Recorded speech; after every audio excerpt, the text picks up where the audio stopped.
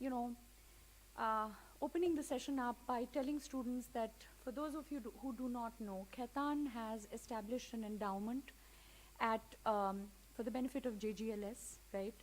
And its intention is to support a lot of activities of various sorts in the field of corporate and business laws, right? To support an entire gamut of activities that help us build knowledge around corporate law, business laws in general, and also prepare students seriously interested in corporate legal practice to prepare them for what actual corporate legal practice is all about, right?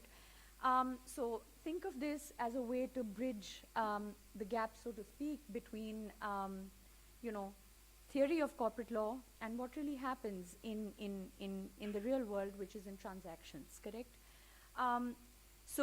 With that, let me introduce the speakers to you here. This is the inaugural corporate workshop series, which we intend to continue on a more regular basis each semester, right? So the goal would be to have at least one good workshop, but if we can have more than one, that'll be great. So coming to our practitioners here, I think each of us already have read their biographies, we know them. Um, Suffice it to say that the practitioners here bring in, at different stages of their career, really are bringing in a wealth of experience in the field of M&A and private equity. So we have three practitioners here who are going to jointly conduct the session for you. Ms. Tanvi Kumar. Tanvi, she's a partner in the corporate M&A and private equity team at Khaitan. Ms. Nimisha Trehan, she's a counsel in the corporate practice again at Khaitan and Co. And then we have Siddharth Marva, who is a principal associate in the corporate and M&A and private equity team at Khaitan. Now, each of them have accolades, they have several accolades to their name. If I were to sum up their experiences, they have immense experience in the M&A and corporate M&A and private equity sphere, both doing domestic and cross-border transactions. And what they're going to do today is give you a feel of what a deal cycle looks like, right?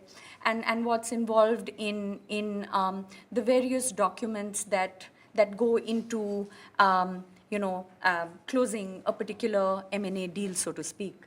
So with that, over to you, Tanvi, Nimisha, and Siddharth.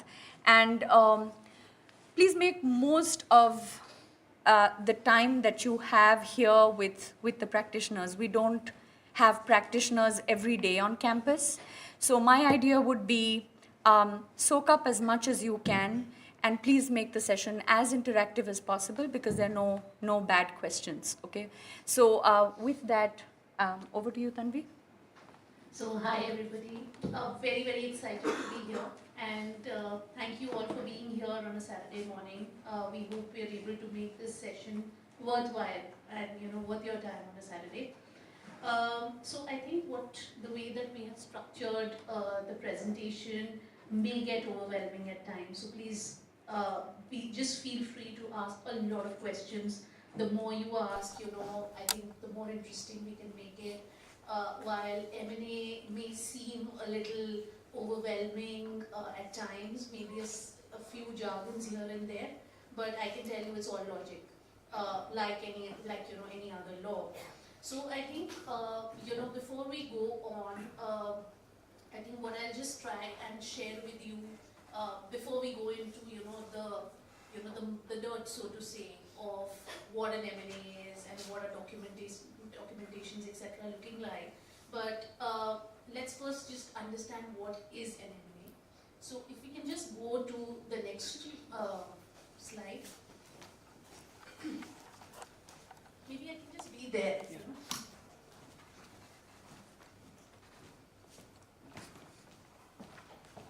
Yeah, just go to the next one.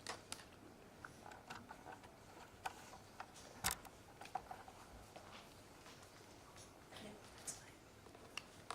So look, I think what we're doing is that this is how we've sort of set the agenda for the day.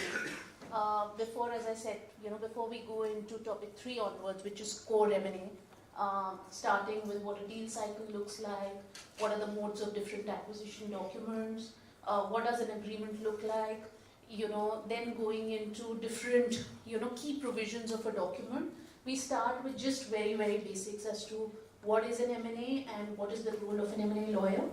And then we start. So again, idea would be to make it as interactive as possible.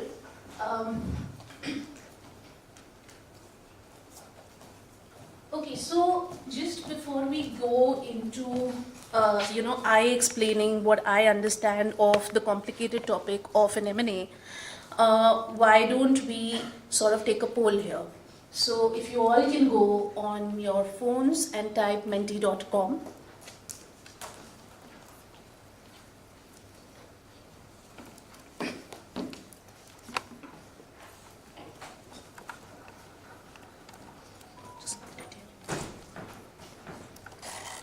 And I'm just repeating the passcode for you. It's 33333242.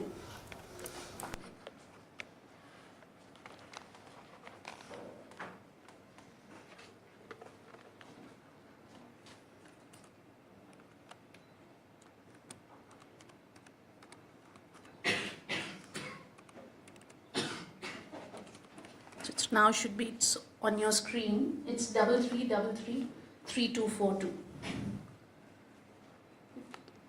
Yeah, I'm starting to get some answers there.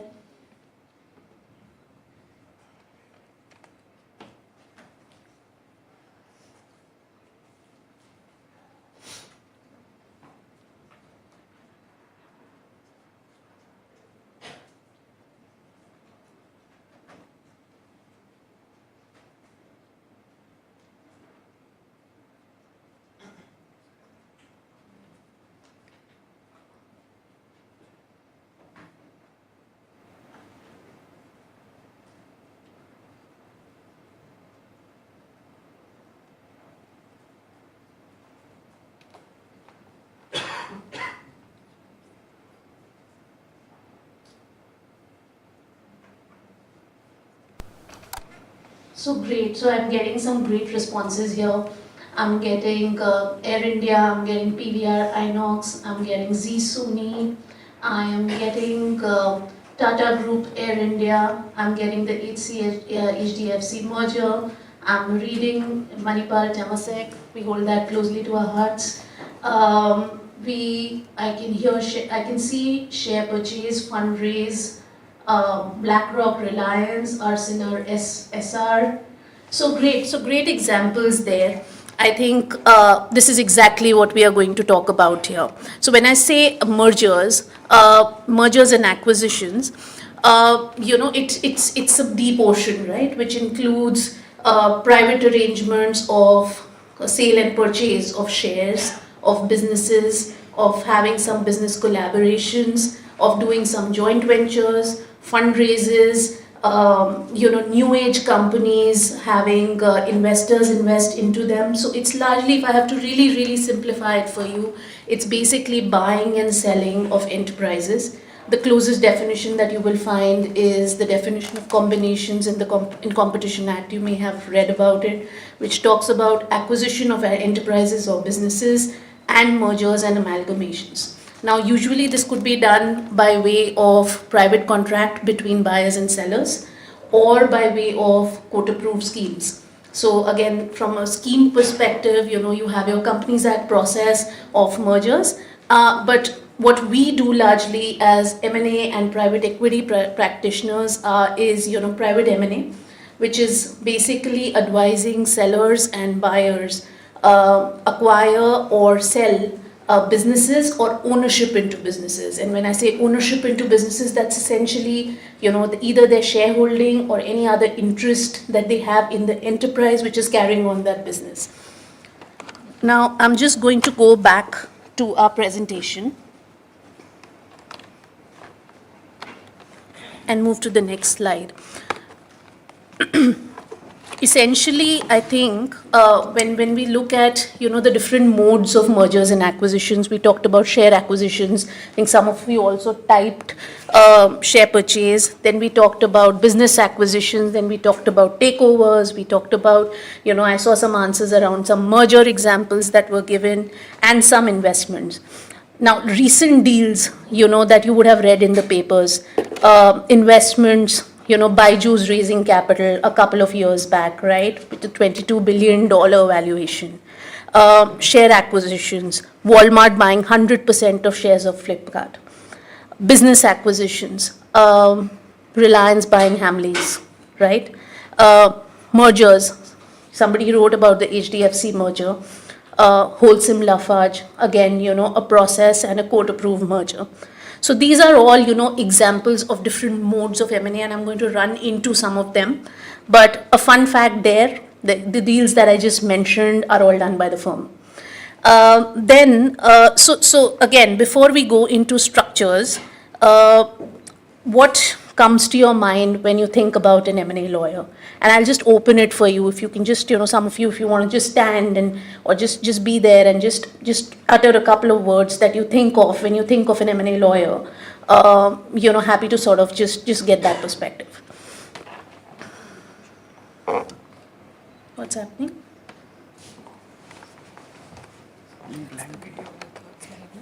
Okay. Let it be. I'll manage it. Okay. Yeah, why don't you go ahead? Just that you need to have like a really good understanding of the SAST code. A really good understanding of? The SAST code. Okay, the takeover code. Yeah. All right. Anybody else? Yeah, go ahead. I would say that the job that M&A lawyers do facilitates better business in the country, more money coming into the country, and essentially the job that we do is very crucial for the business. Okay, but what do you think an M&A lawyer actually does? Like, if I walk into a deal, what am I supposed to do? Well, mostly when I think of an M&A lawyer, the first thing that comes to my mind is due diligence. Usually M&A lawyers are, before any deal, you need to do a due diligence. So that is one of the most elaborate part of, I think, what an M&A lawyer does.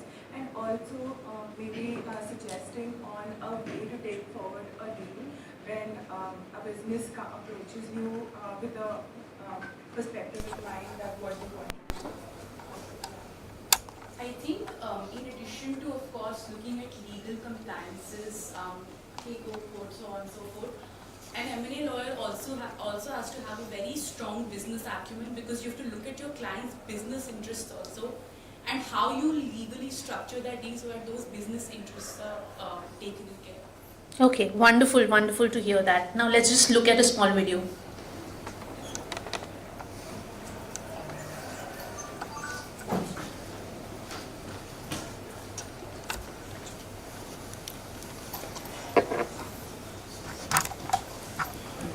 Audio? So I thought he was joking, giving me more contracts to sign. But then I started reading. What is this? Well, as you know, we had some new investors that have come. What is this?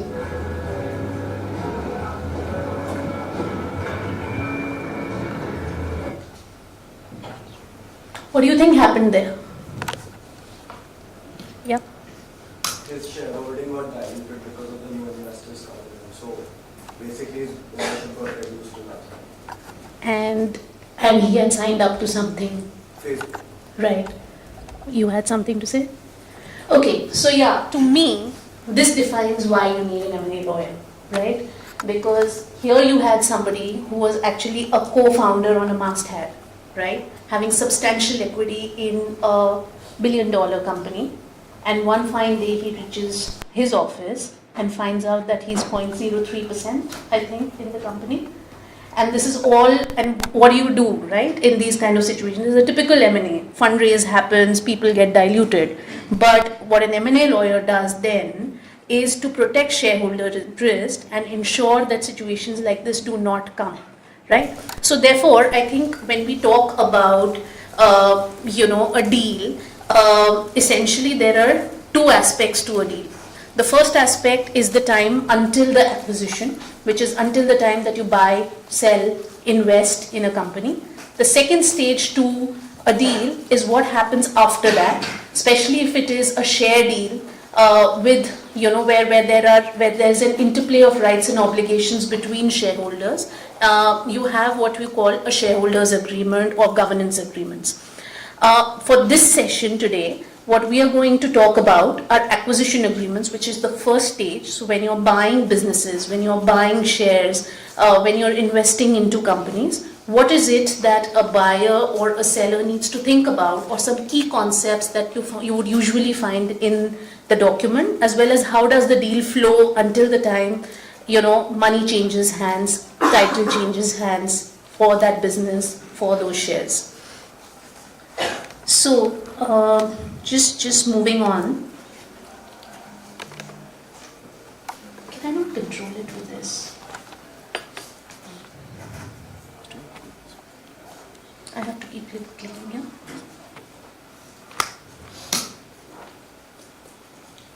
Yeah, just come here.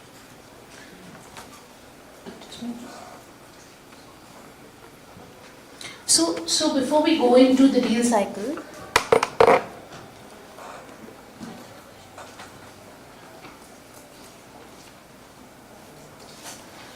okay, so here are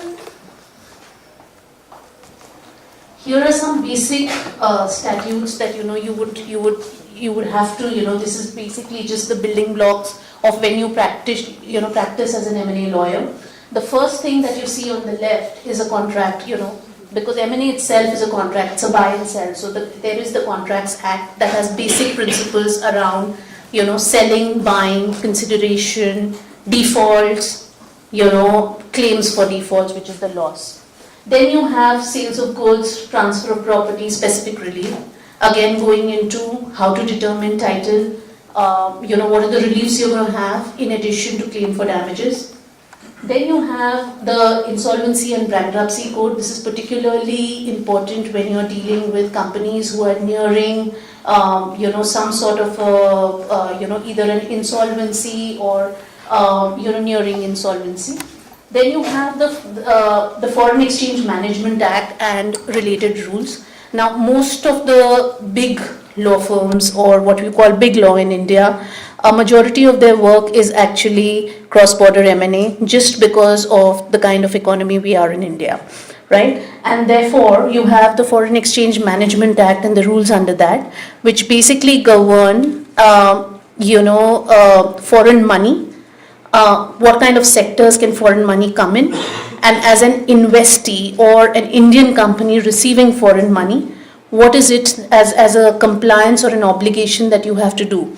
This is in some ways also protective to ensure that, to ensure no predation in some ways by, foreign entities into Indian businesses. So it does set out, some floors in terms of the kind of pricing that will govern, acquisition of shares, sale of shares by Indians.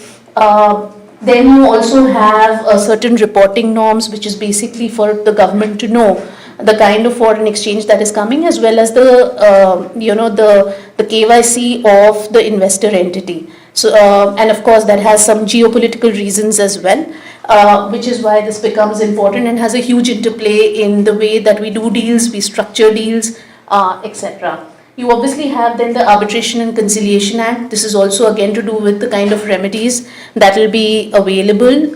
Again, a lot of these cross-border M&A documents will be governed by arbitration as a dispute resolution mechanism, because again you will have a counterparty which is a foreign contracting entity, and they are most often than not comfortable having a neutral place of dispute resolution and a faster mode of dispute resolution, which is usually a third party arbitration rules. So for example, you'll have CAC, you'll have ICC, and then there will be an interplay with the Indian Arbitration Act for certain remedies that will be available in the interim. And then you have the Securities Contracts Regulation Act, ICDR, LODR, and also somebody mentioned the SAST. This all pertains to the bucket of listed securities. So again, if you're contracting in buying and selling of listed securities, there will be implications under the takeover code into, certain mandatory offer requirements. If at all there are those triggers, you will have, obligations as an entity to make certain disclosures to the stock exchange. And of course, then there are rules around, contracting and block contracting around the SERA. So, this is just to give you a background of the basic statutes to read, for getting your practice in place. Now, this is what a usual deal cycle will look like. So one fine day, I would get a call, from a client of mine, let's say, which is a big pharma company in India, and they would say that actually we are considering on selling a part of our business. I need to give, the potential buyer some access to my documents for them to initiate basic diligence. What would I do? I would enter into what we call a non-disclosure agreement, right? That's the first step. So that is to bind the contracting counterparty to essentially have access, but not to disclose any confidential information which is shared as part of the deal making. The next step that happens is the execution of the term sheet. I think there is a repetition there, but it's the execution of the term sheet. A term sheet is usually a short form deal terms which are usually not binding. It will set out the basic tenets of a deal. What is it? How much? What is the stake of shareholding we are talking about in terms of the transaction? Who are the contracting parties? What are the deal timelines like? What are the key commercial aspects of the deal? What is the anticipated deal value, if at all available at that point of time? Are there any key conditions to satisfy?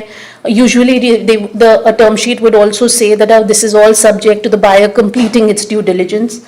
And then you would also have what is the most important part of a term sheet, which is what we call an exclusivity clause, which is to say that I am now investing time with you, my counterparty. So please now, therefore, you are not going to shop around for similar offers. So for a defined period of time, you're going to exclusively negotiate this deal with me.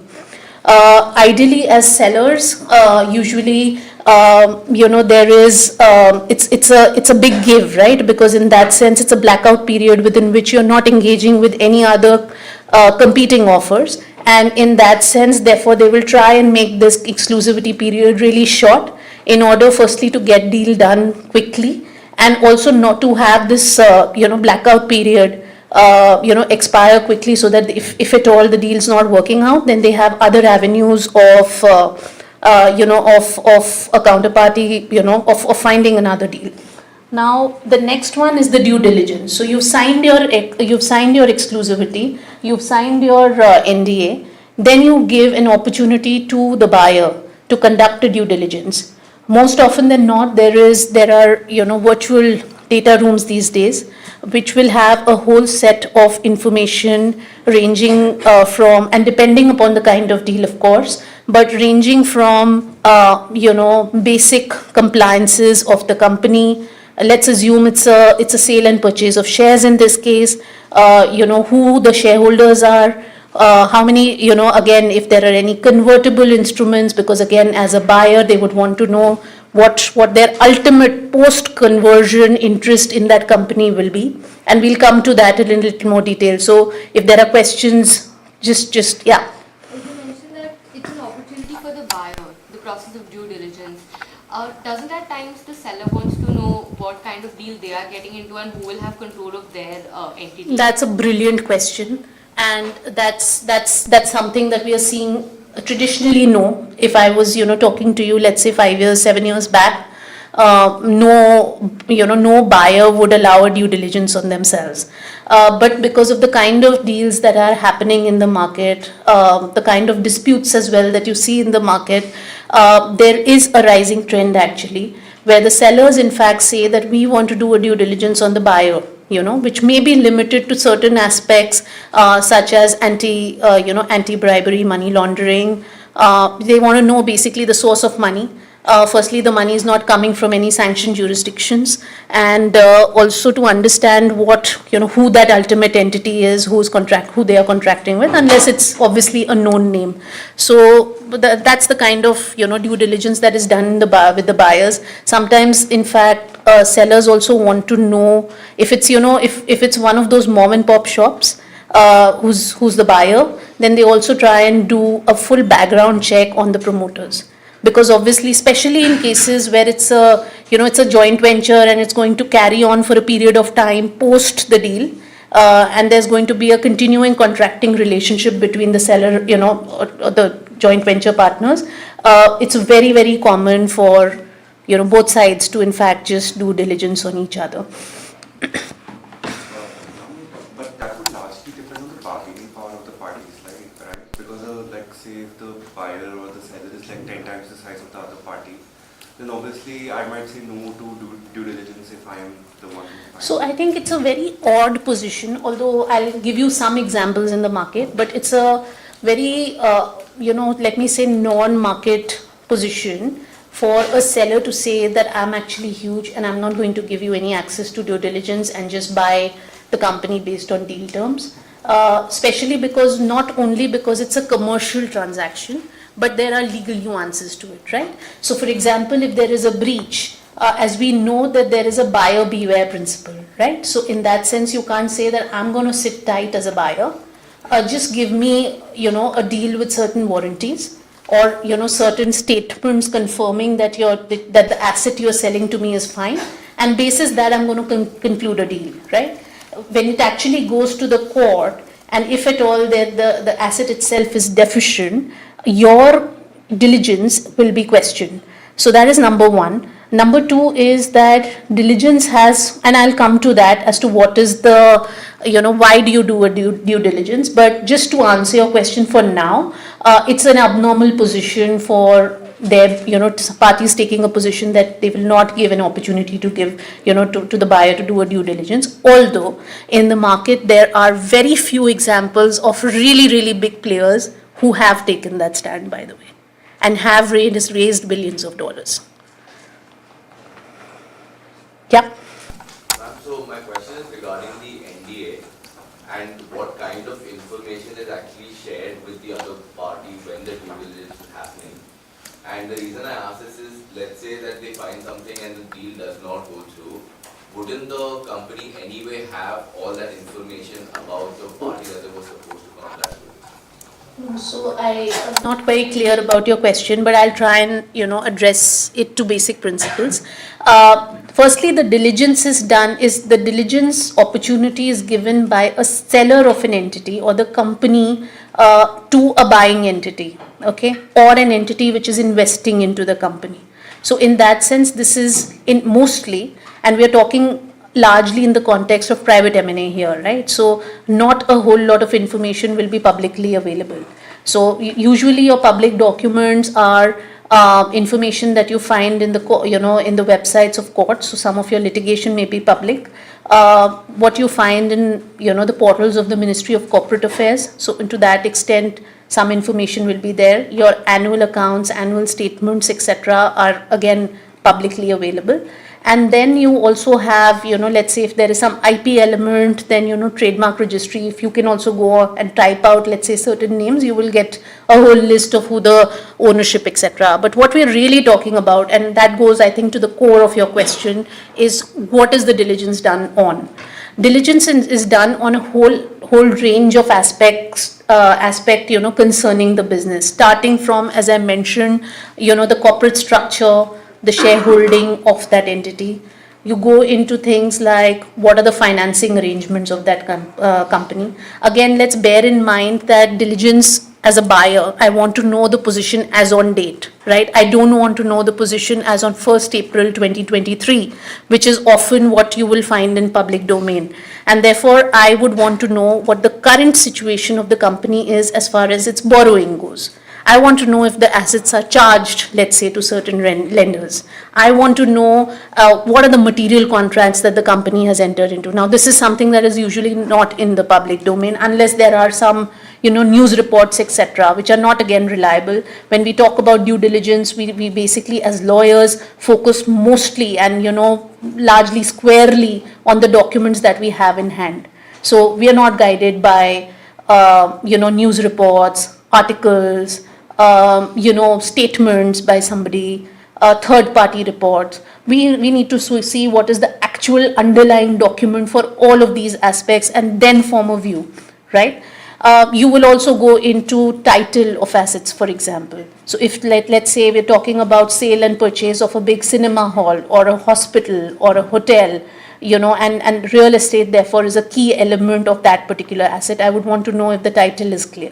I would want to know if the key regulatory licenses that are required to operate that businesses have been obtained by this target. Because if they are not, and I have actually invested a chunk of my money in this company or bought that business, so to say, then there is a risk that the business is actually going to get shut the very next day, right? If a key regulatory license is not there. Similarly, if the business is running, let's say, on key IP, right? It's a fintech company, or it's it's some social media platform where the platform is the main asset. I would want to know how the platform was created. How is it that the company has ownership? Can somebody tomorrow say that no, but the source code was mine? So you have to get an injunction from the company from even using that. I would also want to know, let's say, how are the employees engaged. So I think that's a whole set of things. And when you talk about due diligences, they run into several weeks. There are several man hours that associates actually spend on getting all of these facts right. And the outcome of that is really assessment of risk, firstly, on the deal, assessment of value, if there is any value depletion on account of certain findings of the report, trying to also assess conditions for closing of a transaction. So we'll come again, into a little bit more of that detail, but I hope I've answered your question for now. Then you go into transaction documents and its negotiations. This is largely what we are going to discuss today. These transaction documents basically lead to a signing, right? So when you finally agree to a deal term, and we are going to use this term a lot, which is why I'm clarifying it. So when you agree to these deal terms in a binding document, which is what usually will be your share purchase agreement, your business transfer agreement, a share subscription agreement, and you sign the final binding terms, that's what we call an execution. Now that execution in those documents will have also certain conditions for a buyer to finally buy that asset of the seller, and the seller then to transfer either its shares or its business. In those situations, there are those conditions to be fulfilled. We will again talk about what are the basic conditions that you will find in these acquisition agreements. And then once these conditions are satisfied, we reach to what we call as the closing, which is the party, right? Which is when the seller pays the money, the buyer transfers the shares or transfers the business. So that's when you say your deal is done. There may be certain things which have to be completed post-closing of the deal, which is what we call the condition subsequent. So we've talked a bit about this, but I just want to in case there are any questions, do interrupt me, but I just wanted to be very clear in terms of the basic types of acquisitions that you would ordinarily see. So firstly, what we were talking about also previously was a share acquisition. So this is essentially selling and buying of shares or subscription to shares in a company. The difference between these two is that when you talk about a share purchase, there is an owner of certain shares who is selling its shares to another buyer. When you're talking about a subscription, it's new shares being issued by a company, and usually under Section 62 of the Companies Act, to an investor who's going to put in that money or invest that money to subscribe to those shares in the company. Therefore, the acquisition documents that you would find is a share subscription agreement or a share purchase agreement. Then you have a code-driven process, which is either a merger or a demerger. This is again a mode wherein, for various tax purposes, you apply to a court, you present a scheme. The scheme will essentially say how you're going to transfer a business or how you're going to demerge a business such that the shareholders of a transferor entity get shares in the resultant entity. So this is also a common mode, especially in relation to restructurings. Then you go into what we have been talking about also is a business transfer agreement, which is the underlying, so you have an entity which houses certain business, and that entity is transferring its business to a buyer of a business. Here you'll find the business transfer agreement. Then you have what you call an asset sale, which is basically that I have a running business, I'm a conglomerate, I have 5 businesses running, but I want to sell one land that I have lying somewhere. Or I want to sell, some IP that I have. That's usually, these pharma deals sometimes are structured as asset sales where they pharmaceutical manufacturing companies or developing companies just transfer some IP. And that's done by way of an asset sale. So the key considerations of which way to go in these is based on these key, these considerations that you see on your screen. So number one, how difficult it is to fulfill, to achieve closing. How much compliance is required to achieve the sale and the purchase? Are there going to be any legacy issues or successor liability issues? Which means that as a buyer, if I have to buy shares, I'm also going to be, let's say I'm buying 25% shares in a company. Tomorrow after I close my deal, I'm going to be 25% owner in that company. And therefore, if there is a huge tax matter, let's say, or a huge tax liability of that company, that 25% value from the company is going out of my pocket, right? So that is the successor liability issue. You have, again, tax impact. So, for example, if you're transferring you're transferring a business by way of a demerger, there are certain tax relaxations available. It may be tax neutral. Vis-a-vis a situation where, let's say, you are selling an asset, and because you sold that asset, there may be what you usually call as capital gains, and you would read that maybe in your, in your taxation subject. Then the implementation timelines. Okay, I have to transfer my business. I can go to this court, or I can do it by way of a private arrangement. But I know if I go to the court, it's going to take 6 months, right? So then the deal timelines also play a role as to which way to go. Employees, right? If a bulk of my business is actually depending on employees, and I'm going to transfer only a part of the business, which means that their employment is going to change from one entity to the other.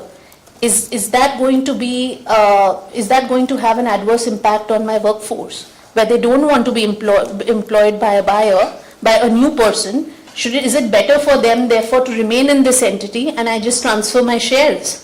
So again, so those are some considerations. Commercial considerations, of course. I am a multi-billion-dollar entity, and I want to consolidate another billion-dollar entity. I want to then acquire 100% of the shares so that it becomes my subsidiary and I'm able to consolidate, right? Versus just buying some business, in which case I may not be really able to consolidate the entire value of that company. So these are certain key considerations, which determine which way to go in a deal structure. Okay, so just delving a little more into, what is a share transfer.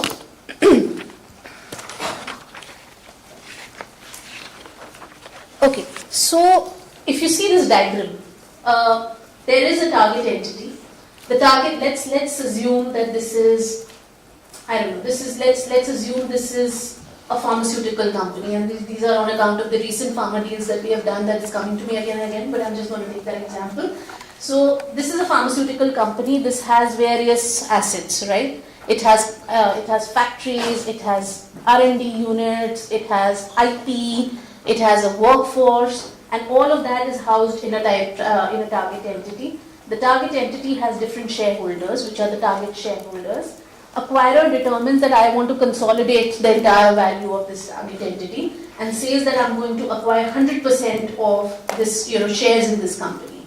Who's your seller? The target shareholders who are owning those shares. So they will transfer 100% of their shares to the acquirer. Acquirer is going to pay the consideration to the shareholders. So this is where you will find a share purchase agreement. Now here it could be 100%, it could be a portion of ownership. So for example, there are multiple shareholders as an acquirer. I want to buy 25% of that company. So that's also possible where there's a partial transfer of ownership.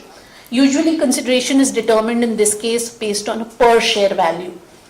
Now the benefits of this is that this is usually a private arrangement when you talk about private companies. So therefore easier to consummate. All that it requires is the basic process under the Companies Act to transfer shares, and you all would have read, what is the process of registration of shares, wherein you sign transfer deeds. The company basically records the transfer, passes a board resolution acknowledging the transfer, and updates the register of members to show the buyer as the new member in the company. Again, considerations, stamp duty. On the transfer, there will be a stamp duty that will be payable. If I was to buy some assets here, I may have to pay multiple stamp duty, on multiple documents on account of different assets being purchased. Again, there is continuity. There's continuity of business. Business goes on as it is under the target entity. All I'm doing is buying the shares of that entity. Acquisition can be affected by execution of a share transfer deed. I think we spoke about it. And some of the issues to consider is the capital gains implication on the seller. So seller, obviously, if let's say the seller acquired the share at 100 rupees and it's now selling its shares at 1,000 rupees. On the 900 rupees, usually there is a tax that applies for the seller. Cherry picking of assets is not possible. Liabilities, again, as I mentioned, because the liabilities will stay with the target, so therefore liabilities continue.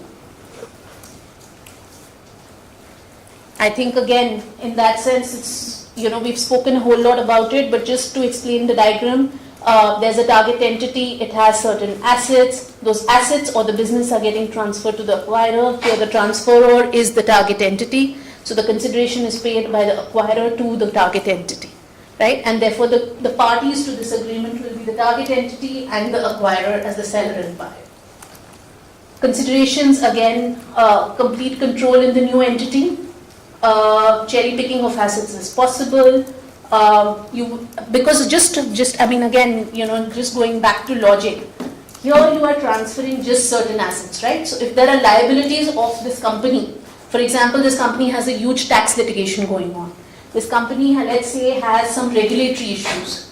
None of that will get transferred because you're just selling some assets here. So therefore, from that perspective, you're able to ring fence liabilities and ring fence the assets that you are, that you're buying usually in an asset purchase or a slump sale. Now again, I'm not going into stamp duty, maybe it's a little too technical here, but again, prior approvals in this case may be required. So because you are buying these businesses or this asset, so then your acquirer entity will have to ensure that it has all legal approvals, regulatory approvals required to run that business on its own, right? Because now you don't have the benefit of the licenses that a target entity would have obtained to run this business on its own. Okay, so now I think I'm just going to stop here. This is just a comparative, just sort of reiterating all the differences we spoke about. But if you have any questions on a share deal versus an asset deal, happy to address that. Ma'am, could you please elaborate on what is the difference between a slump sale and a share sale? Yeah, sure. So, very different deal structures going back here. Okay. So, in a share purchase, what is happening?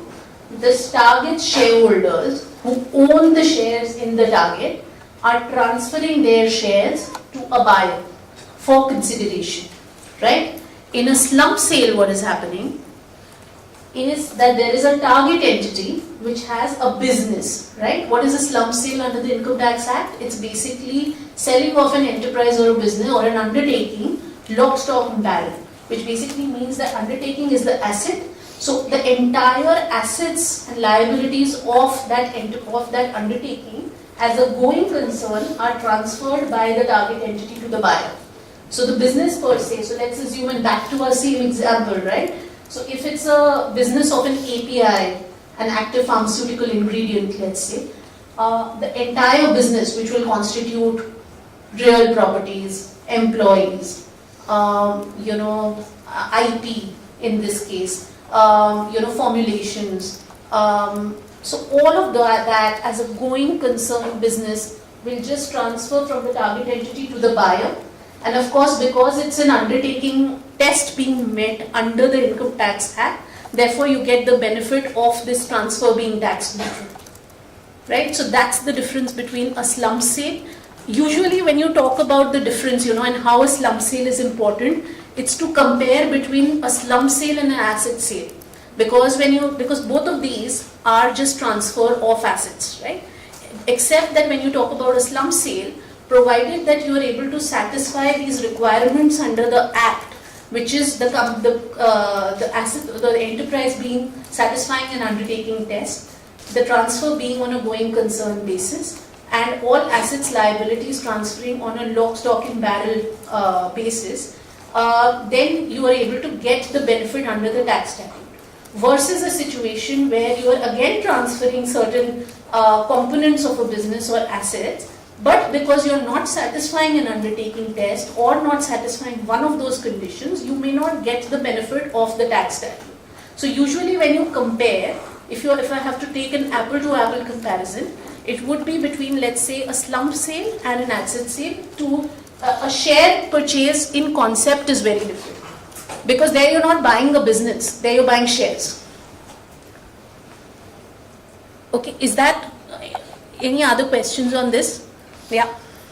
For the tax purposes of slump sale, is it considered on the contractual value or the fair market value of the transaction? So actually, under the tax rules, you have as a slump sale, you have to agree on a lump sum value of the enterprise.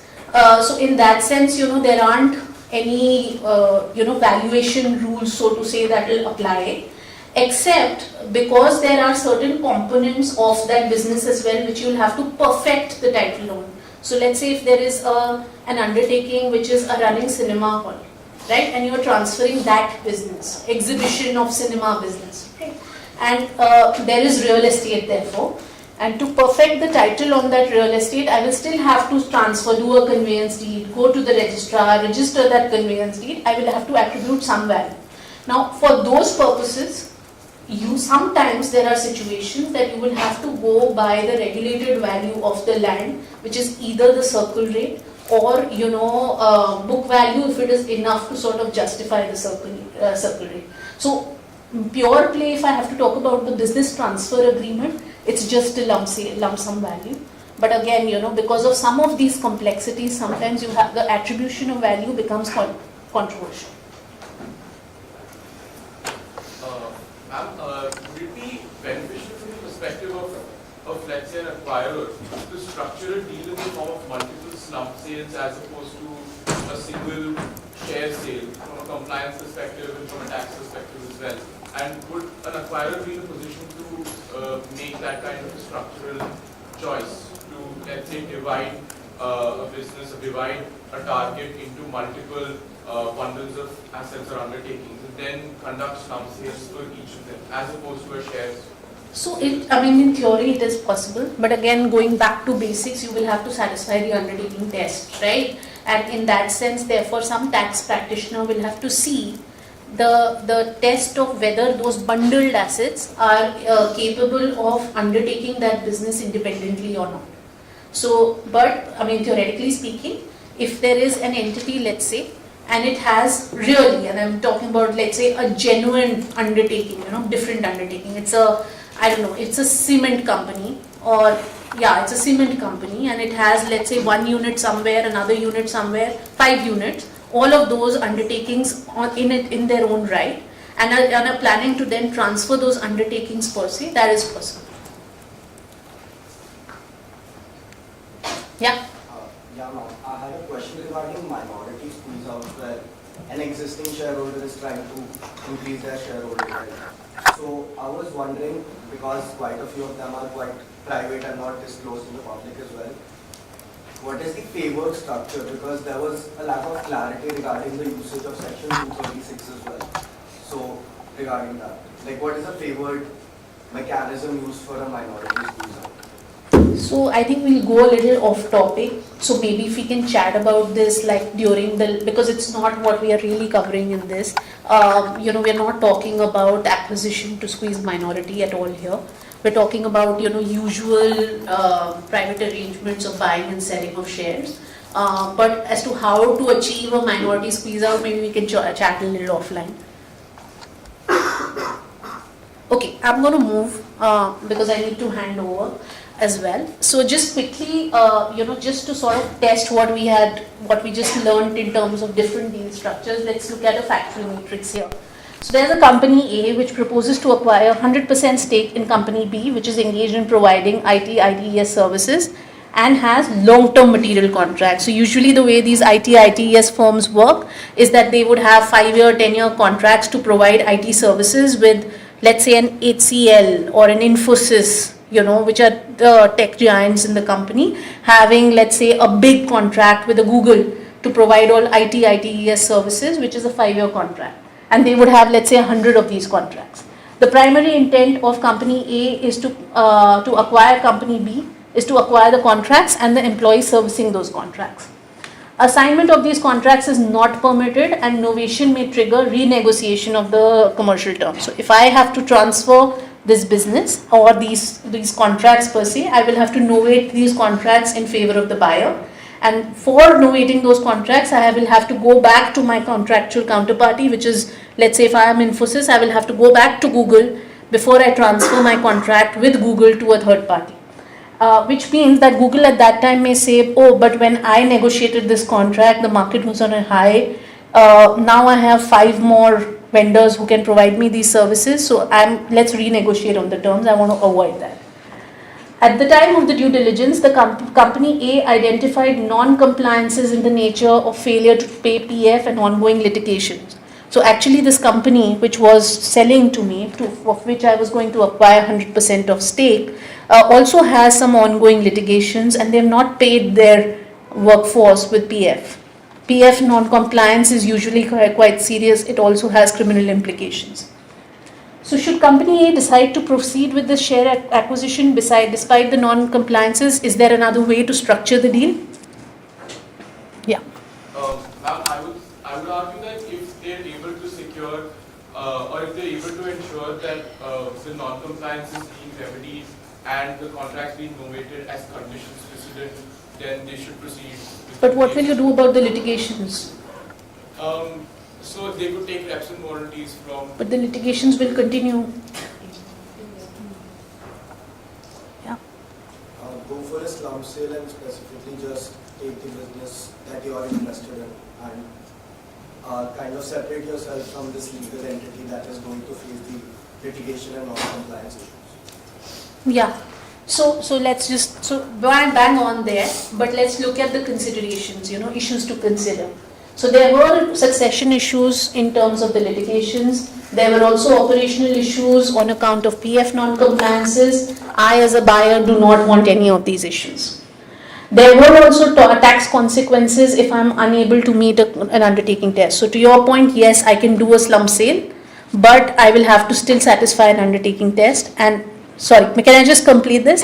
And so if I'm to transfer only contracts and employees, I'll have to ensure that the undertaking test is still met. So then my second consideration will be that, okay, I'm not buying this entity.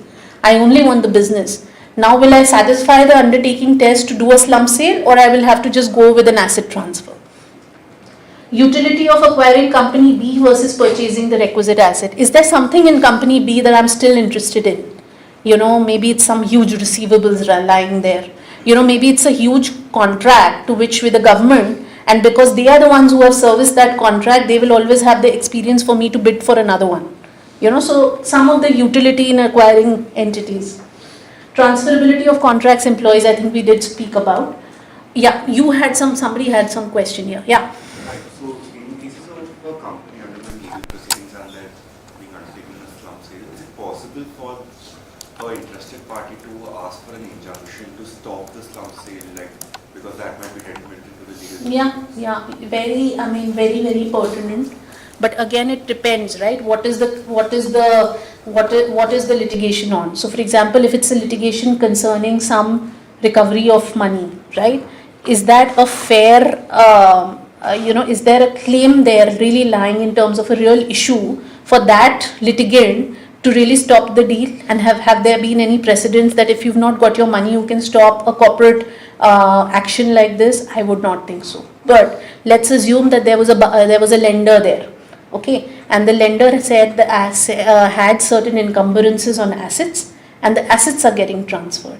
In that case, does the lender have the ability to stop your transaction? Yes. Yeah.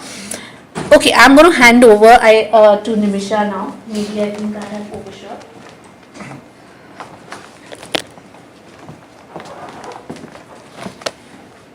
Hi, good morning everyone. Thanks, Tanvi.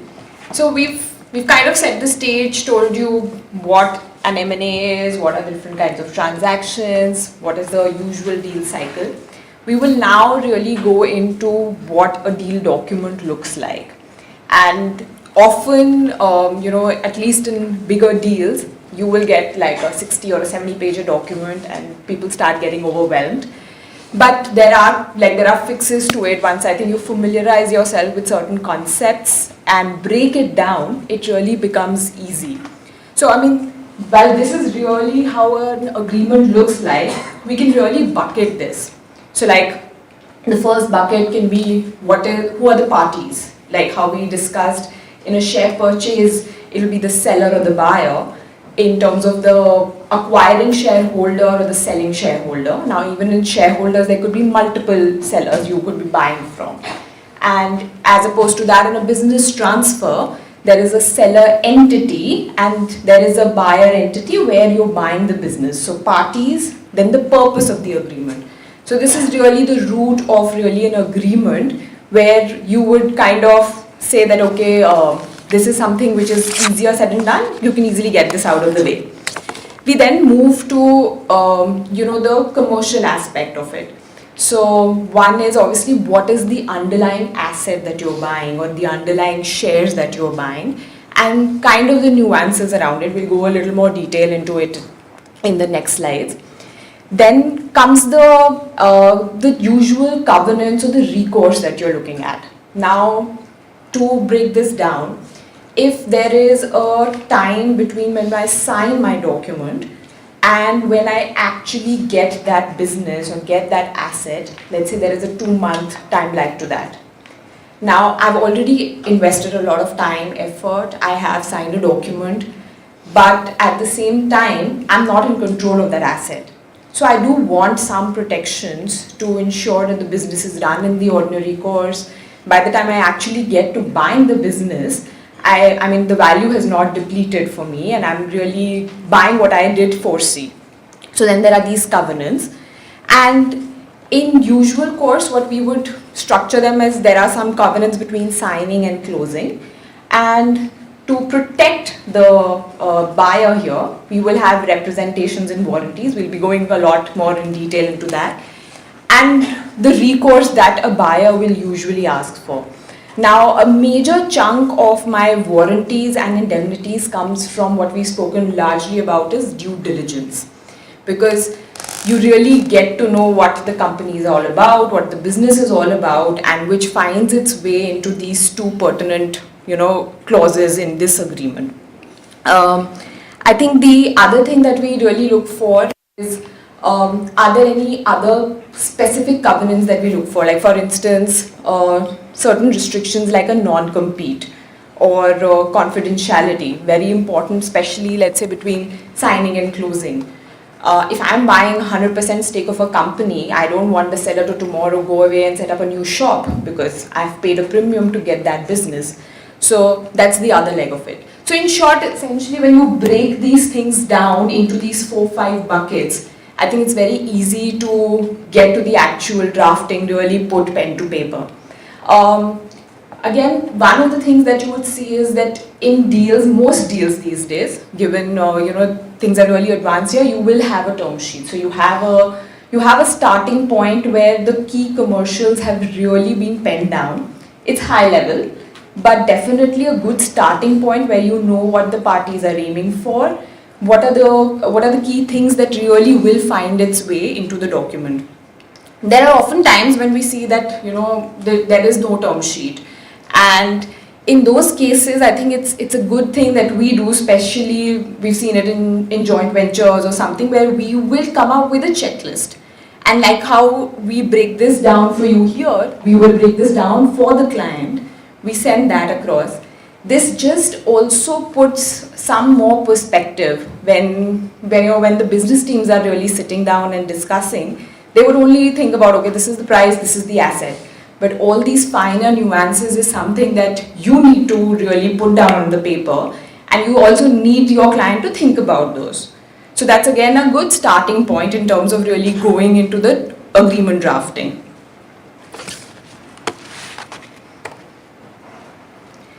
So the first major clause that you will generally see in a document is the main clause talking about what you're buying and what is the price that you're paying for it.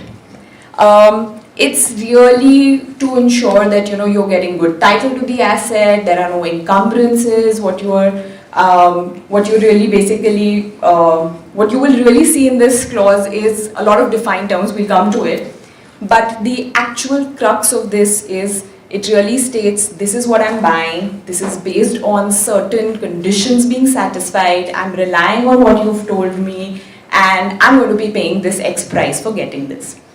This can further be broken down into the share purchase leg and the business transfer leg. Share purchase is usually a simpler clause, and I'll just go to that. So this is typically how a share transfer operative clause looks like.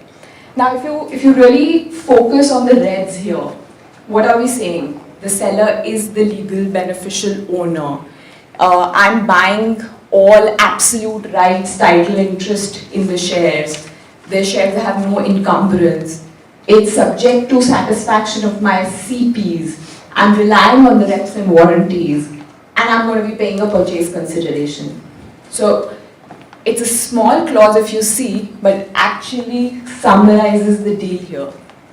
These are the 4-5 things I'm looking at. I want full title, I'm paying a price, there are CPs, there are warranties. So everything actually gets summed up here. Now this is a typical one for a business transfer. Now, like I think by now you would have an idea that a business transfer does have a lot more nuances than a share transfer. Here, while you're buying a business, I can clearly say that, okay, you know what, I'm buying X business. But what does that business comprise of? What am I buying? Because even when you are defining, or when you come to defining what the business is, there are a lot of things that you look at. And often, and trust me, often we debate this so many times, this is actually one of the last things to probably close in a document. Because there is a diligence which is underlying. When you are doing the diligence, you will realize, okay, this is a litigation, I want this to not come to me, so this will form part of the excluded liabilities. I don't want this asset, this needs to go into an excluded asset. So things like that is something that you will identify. Like for instance, to break this down to you, employees. There are 100 employees in the company. I just want the 20 key employees who I need to run the business, because I have the remaining workforce, right? So I don't want the others. So defining what the transaction perimeter is in a business transfer becomes very important. Now here again, if we look at the model clause that we've tried to put here, you would see that we typically talk about the fact that the business is being transferred, and we kind of try and also go into finer details. So who are the transferring employees, how will they be transferred? There may be business IP, there may be tangibles, there may be inventory. Again, it's very business specific, but we kind of try and go into these buckets. Well, this is the operating clause, so this will really talk about what is getting transferred. The agreement, usually a business transfer agreement, will also talk about the mechanics of transferring it. So, like in a share transfer, you would just execute or do a share transfer deed and transfer titles transferred. But when you're transferring, let's say, employees, there has to be a proper process where the employee will resign from the existing employer's company and then be enrolled into the new company. So the nuances around that, how the process has to be transferred, or a simple thing like how does land get transferred, right? It's not like I have agreed under this document that I am buying this business, so the land just comes to me. I still need to do a transfer deed. I need to go to the registrar. I need to get that registered. So all of these detailed mechanics do find its way into a business transfer agreement. So I'm going to hand over to Siddharth now. This is now the next leg where we really see how diligence findings find its way into the document. I think Siddharth will talk about a little bit on diligence. Sure. So thanks for that, Nimisha. And so Nimisha was saying, and before that when Tanvi was explaining the deal cycle to us, the idea is obviously as part of the deal cycle, you undertake a due diligence exercise. So, as part of the due diligence, you are digging into what, if you say it's a share purchase agreement that you're entering into and you're purchasing the company. So you dig into the historical liabilities that the company has, what all non-compliances the company has done, etc., etc. So as lawyers, we go on a fact-finding mission and we figure out what are the previous non-compliances that the company had, or whatever non-compliances they have in relation to the business that you're acquiring. Now, these are what you call the known liabilities or the known risks that are there. So, as part of a transaction, there will be known risks and there are unknown risks. The known risks are ones which you actually identify as part of the due diligence exercise that are there. Now, what do you do with those known risks, right? To a certain extent, every buyer has a particular amount of risk appetite. Obviously, if you're a buyer who's running a company in the same line of business, you know that running a company or running a business comes with a certain amount of risk that is there. You have that risk appetite. But obviously, there are certain non-compliances which you identify, keeping which you cannot proceed ahead. You would want a clean ship when you actually enter. So you want those to be rectified, right? So you would want certain non-compliances to be rectified. In some cases, it may be possible that as part of a due diligence, you are going through the contracts. And as part of that, you figure out that, okay, what do these contracts say? That it's not like they are freely assignable. If tomorrow there is a change in control of the company, or you're actually transferring the assets of the company to someone else, the contracts are not automatically transferable and you'll have to go back to the other party to get their prior approval. Similar is the case in cases where you actually go ahead and take loans from banks or financial institutions. The financial institutions want to know who they have given the loan to. So if you're changing the control of the company, if you're changing the owner of the company or transferring that business out, you will need their prior consent. So these are a lot of these things which you actually figure out at the time, so with these known risks. To some extent, if to mitigate as part of risk allocation, you take indemnities for that, and that is a separate thing which we'll discuss down the line. But a lot of these known risks which are identified are tried to be rectified as part of the CP process. Now, what is a CP? If you can just take a step back. A condition precedent is that stage of the transaction which you say that these are the set of the action items that a seller has to undertake before I'm willing to buy the company, right? If you've not done these things, then it's not a product that I actually want to buy. It's not clean for me to go ahead. The first thing, if you see, is the timing of completion. Now, in cases where you have a simultaneous sign and close, parties from a business perspective, they don't have that much time to go ahead, or if the company is a newly incorporated company, you're fairly sure that there are not that many non-compliances in place, you go ahead with a simultaneous sign and close. So in which cases there are no CPs in place. But obviously, and in majority of the transactions that we see, there is a split versus signing and closing. You sign the document, then you give the other party, say, a 2-3 month window to clarify and to clean their shop before you can go ahead. What are the common conditions precedents that we typically see in our transaction documents? So you have your regulatory and corporate approvals and authorizations, right? So like I was saying, around regulatory approvals, when you say a lot of companies, they are in regulated sectors. Like Tanvi was saying about the pharmaceutical sector, which is over there. In pharmaceutical companies, if a foreign shareholder is taking over, more than 74% of the shareholding of the company you require a prior governmental approval. So come what may, you cannot go ahead and buy out that company as a foreign shareholder if you don't have the prerequisite approval from the Department of Pharmaceuticals. So obviously, if I'm a buyer and I have to buy the company, it becomes an automatic condition precedent that we need to get that approval before I can go ahead and buy out the company. Corporate approvals means that every company typically has governance documents, and obviously governance documents are something that we'll go deep dive into in our next session, which we have. But obviously every company has to be governed in a certain manner. You have a board of directors in place who actually run the shop. Now, so within that, every shareholder, people, they have a certain amount of rights. So it is possible that when, as part of the due diligence process, you are reviewing the charter documents of the company, you may figure out that in order for the company to sell its business, it requires a certain approvals which are there from its shareholders, in addition to what is required under the Companies Act, etc., etc. So you have those regulatory and corporate approvals and authorizations in place. Tax requirements typically which we see is, like we were discussing, that you have a certain tax compliances which are required to be there. The company typically should be sold at the value which is more than the tax FMV, tax fair market value, which is there. You will require those certifications in place. You would require withholding tax compliances which are in place, etc. And obviously the cleanup actions, like I was telling you, which come as part of the diligence. The MAE, material adverse effect, right?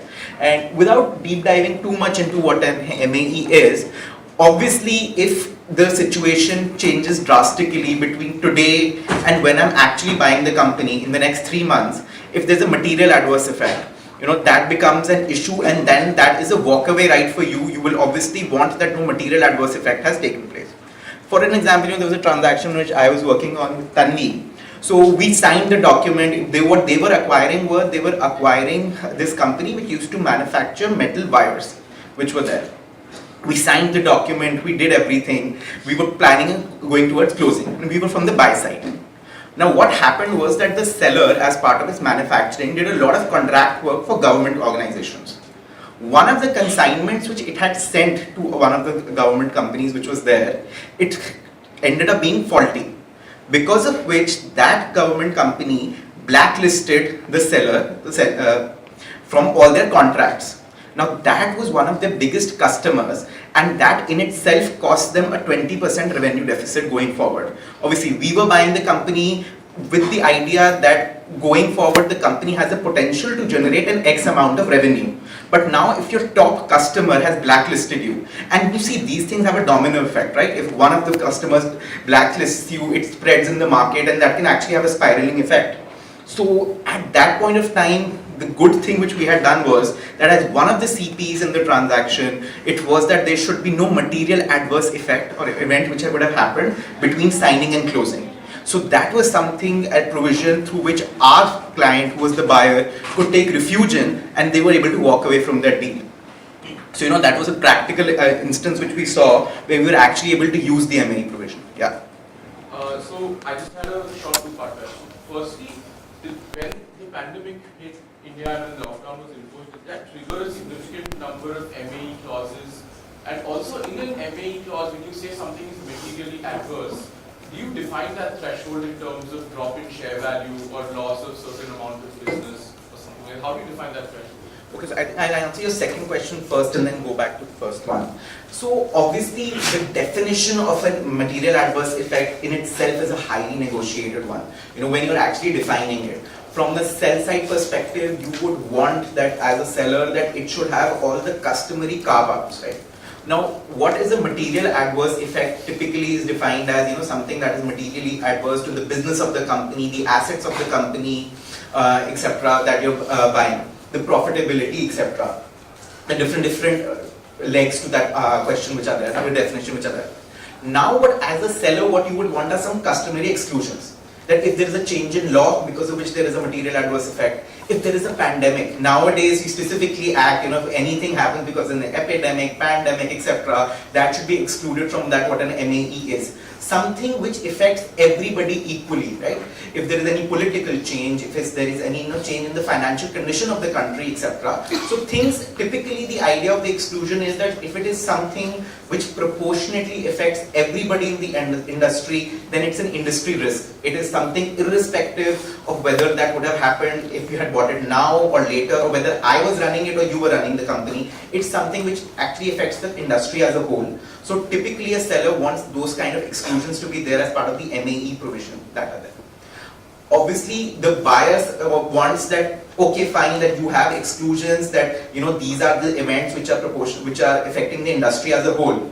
But if any one of those events has a disproportionate effect on your particular company, then it is something that actually ends up being an MAE.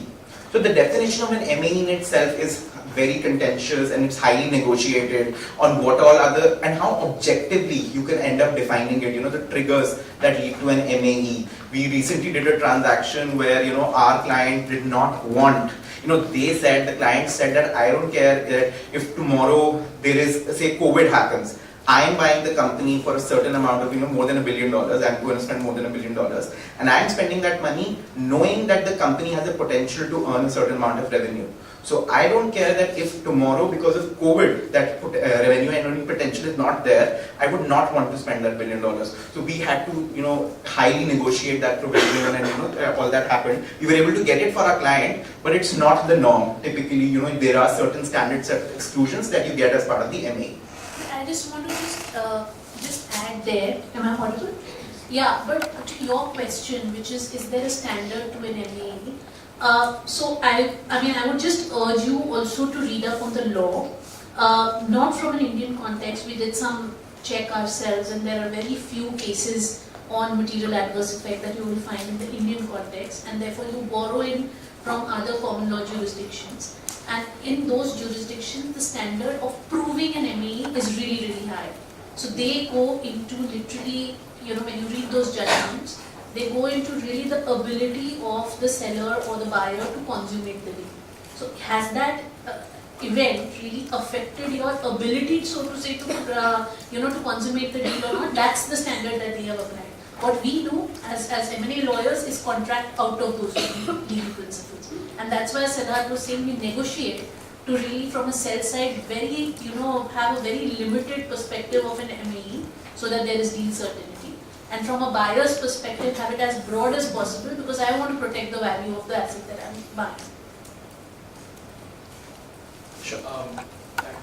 But in substance, even though the threshold is ordinarily so high to prove material adverse effect, what is then the difference between a frustration claim and an MAE claim against the contract that you're entering into? How would you differentiate the standard in frustration versus this? See, that's why a lot of time in frustration, you actually go under the Contract Act and try to prove it. What I have typically seen is that the standard of proving frustration is much higher as compared to that when it comes to an MAE, right? When you have to go for frustration of a contract, the standards in courts, see, in a lot of areas when you actually go into the defining an MAE, a lot of the parameters that are there, it does map into what the judicial pronouncements have been when it comes to frustration of a contract. But that's where contractually, as part of the MAE, to have that walkaway right, you can put in those objective triggers that you want to be there.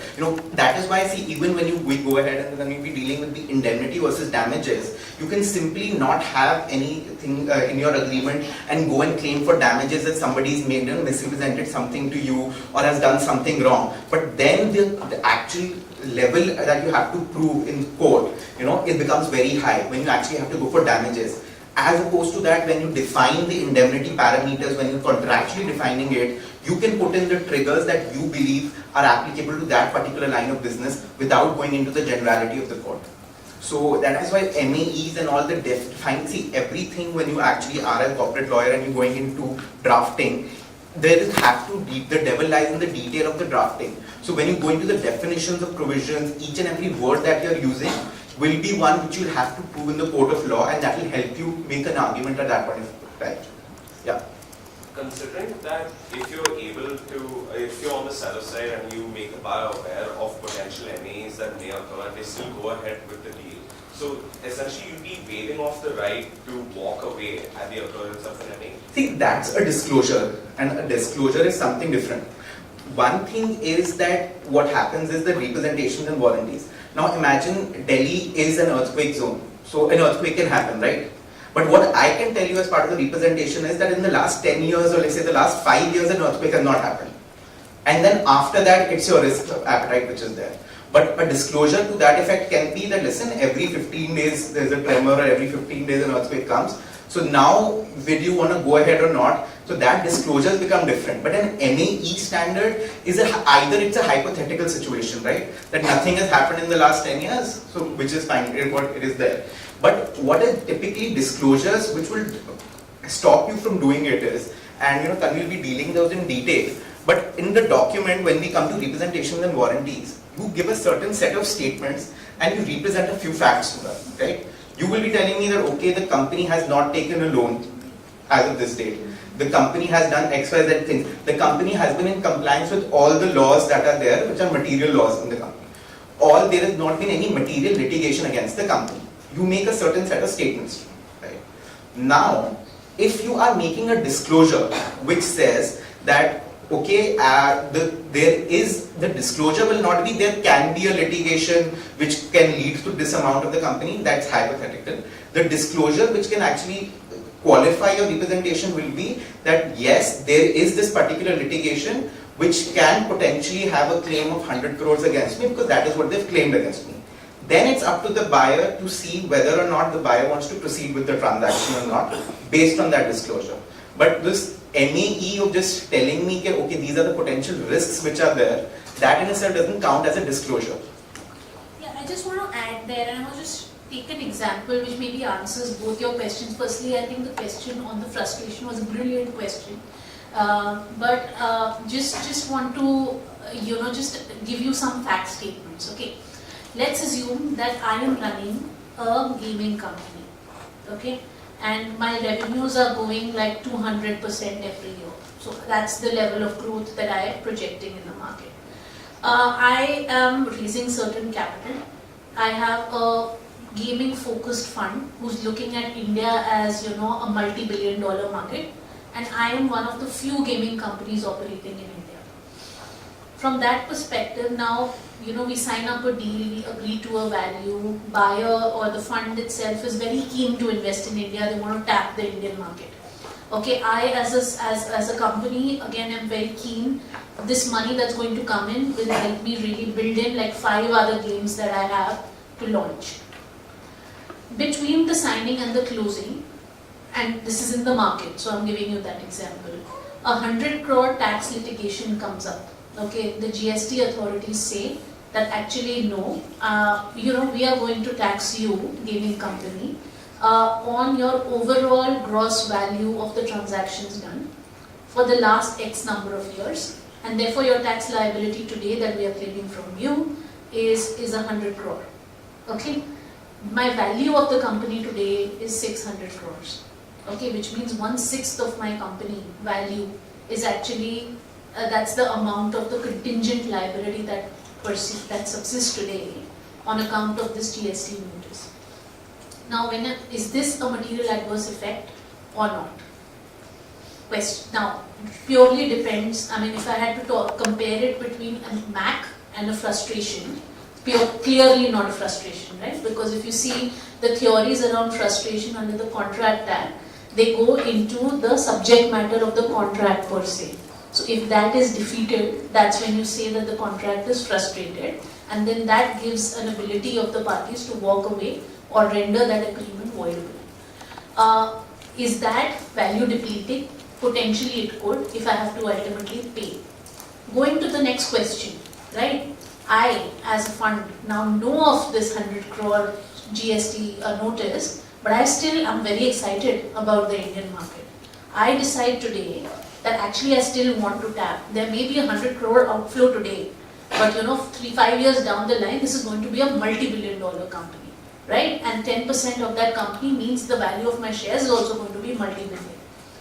Assuming that this was still being captured as a MAC, because the MAC was defined very broadly under the contract, to say any event which is also likely to have an adverse impact on revenues or the financial condition of the company, yes, the MAC definition gets triggered. There was an ability of the fund to walk away from the deal on account of the MAC trigger happening. You as a fund decided that no, I don't want to get out of this deal. I want to tap the Indian market. What would you as a buyer do?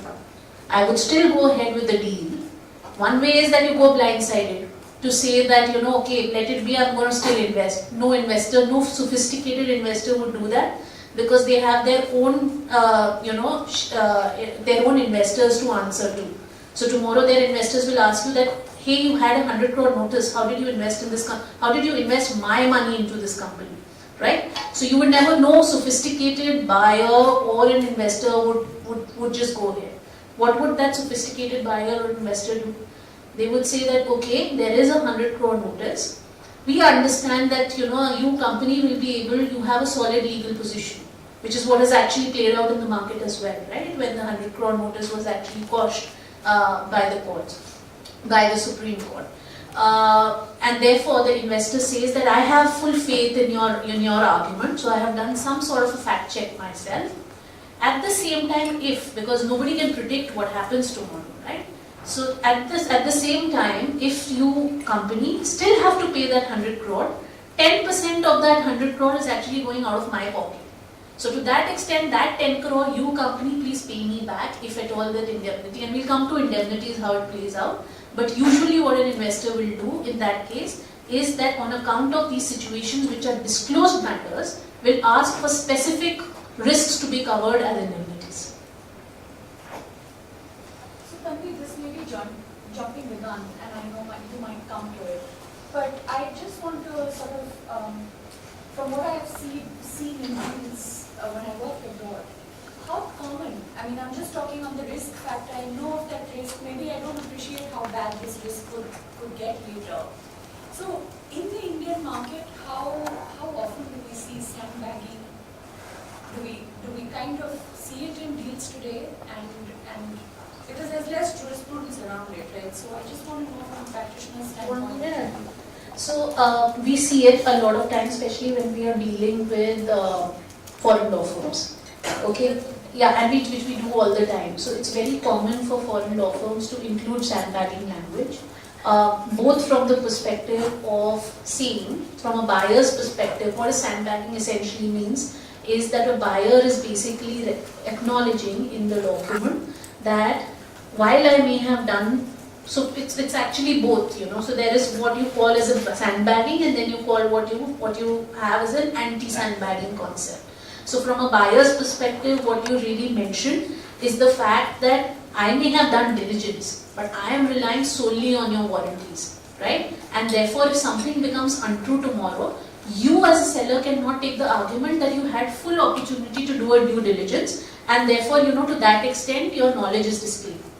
From a seller's perspective, what this concept does is right the opposite, which is that the seller says that in the document there is some acknowledgement of the fact that you buyer have done a due diligence, which means that tomorrow, if there is some obvious fact which you knew about, right? So for example, in your case, where let's say that somebody knew of a MAC event and you closed the deal, right? And so the seller has actually put in the document that you have done your due diligence, you would know, certain facts were known to you, there was a data room that was available to you, you have done your diligence.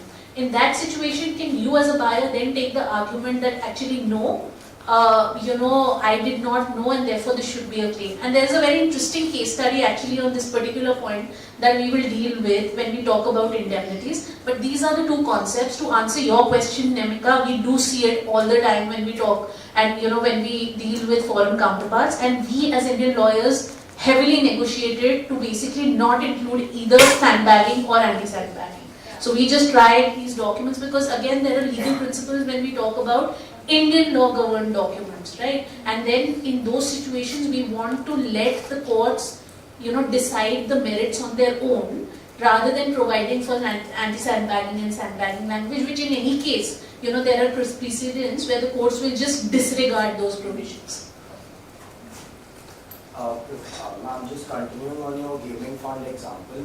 So in the unique situation where you're like the sole investor entering the new market, and there is an extremely onerous change in law, like the 28% tax that was introduced within the industry. So in that case, how do you protect the buyer? Because it is technically a change in law, so usually you I think exclude it, right? Siddharth answered that question on the exclusions, but you want to go in? So, no, the same thing what Tanvi was saying, that those exclusions which are there, not change in law, again, it's something which is affecting the industry as a whole. So, that is why sellers specifically want that exclusion to be there as part of the MAE definition, so that that cannot be something which you can use as a ground to walk away from the deal. Because in any case, if you were running the business, say a gaming business in India, that is a risk that you would have had to take, and it affects everybody equally. So it cannot be a position which you take that now there's been a material adverse effect and then I can walk away from the deal. So that is why these exclusions to the definition of MAE become so important from a sell side perspective. So now just from the process of Could you please elaborate on the overlap between an MAE clause and an event of default clause? So again, now event of default clauses and MAE clause. Now MAE is typically something which we focus on as a condition precedent. Now there is a time between signing and closing, and obviously then there are events which take place after you've closed the transaction, right? You close the transaction, you bought the company, and then something takes place. Now to deal with points which are there between signing and closing. You've signed the deal, but you get to buy the company outright. So in that cases, obviously your perspective at that time is that you want to buy what you're paying for. At that particular point of time, and today I'm signing the deal, I've agreed to a price, I've done everything, basis certain market conditions, basis your performance as a company, basis a lot of facts which you represented to me as a company. And basis which I have zeroed in on 100 crore figure or $1 billion figure to buy out the company. Now between the date of signing and me actually buying the company, which is on the closing date, if any event happens which has a material adverse effect on the company, an MAE clause, that is to provide me with a walkaway right, which is there. Now imagine up to the stage where you've done a majority buyout or you've 100% acquisition of the company. After that, in your say governance documents that are there happens what you call as an event of default. Now in a lot of times what happens is in these promoter driven companies, you buy out the company or say a majority part of the company, say 80, 85, 90% of the company. Let the promoters be in there so that they have skin in the game for the next 3-4 years. You enter into a shareholders agreement with them on how to run the company. The idea is that imagine over the period of the next 3 years or 4 years, they will help you bring a certain amount of revenue. And to actually sometimes to reward them for that, you may have something like an earn-out provision in the your agreements or whatever is there. But now after signing, if there are certain things which come into the picture, now imagine an event of default can also be that you have those promoters who are working for you as a company and they have to get an earn-out if the company achieves certain milestones. But between that period of time, there is this very big criminal case, or what you call say a case of moral turpitude against the promoters that is there, which in your agreement is an event of default, which means that at that particular point of time, as a consequence, that promoters have been involved in such a thing, say a fraud or a scandal or anything or like that, and this is one of the legs that can be there as an event of default. And because of that, there is a loss of reputation in the company and can have many other ramifications for the company. You use that as a provision, as a cause trigger to terminate the employment of that promoter. And as a consequence of that, in event of default, you can actually buy back their shares at a reduced value, whatever is the lowest possible value under law. You can remove them from board positions, or there are a lot of other actual consequences that can flow from it. So we'll be dealing with these in detail when we actually do the governance documents. But to answer your question, an event of default situations are typically to deal with such situations which can take place post the closing of the transaction once you bought the shares of the company, and MAE is mostly a walkaway right that you have before you're actually buying the company. Any other question? Sure. Are you able to bring an MAE right to a dispute resolution forum? Like before, in the term sheet itself, you can include a clause that says, in the event of an MAE, we can go to the mobile arbitration center and try to resolve this by including a special indemnity clause or something. So are you allowed to do that, or is MAE just like a walkaway right? No. So see, nothing from in an agreement can be a simple walkaway right. You will as a buyer, that's why the lawyers come into the picture, because that way it cannot be that subjective that I as a buyer can give you a notice today and say, okay, you've done an MAE, I'm walking away, right? So then if I dispute, obviously the cleanest way is that if you give me that notice that this is a situation which has happened, it's an MAE and I'm walking away, and I as a seller, I'm like, okay, fine, I agree with you, then case closed, right? You walk away. But obviously your agreements, that is why those agreements have dispute resolution provision, where, because ultimately from a seller's perspective, what you would want is, and that's the reason why we have these exclusions to MAE and we negotiate our MAE clauses, that as a seller you want deal certainty, right? You want that if you've put in that much effort, you've put in the legal cost, you've given the the buyer can be a competing entity, you've given them access to the books, you've gone the extra mile to fulfill their conditions precedent to buy out the company. So tomorrow they should not have the opportunity to just walk away from the deal on frivolous grounds, right? So it's not as simple as you just giving me a notice and walking away. Obviously, if I agree to it as a seller, well and good. But obviously, that if the seller doesn't agree with it, you go under the dispute resolution process. And yes, to answer your question, you can have a dispute on an ME. That's right. So I just had very curious to ask a question here.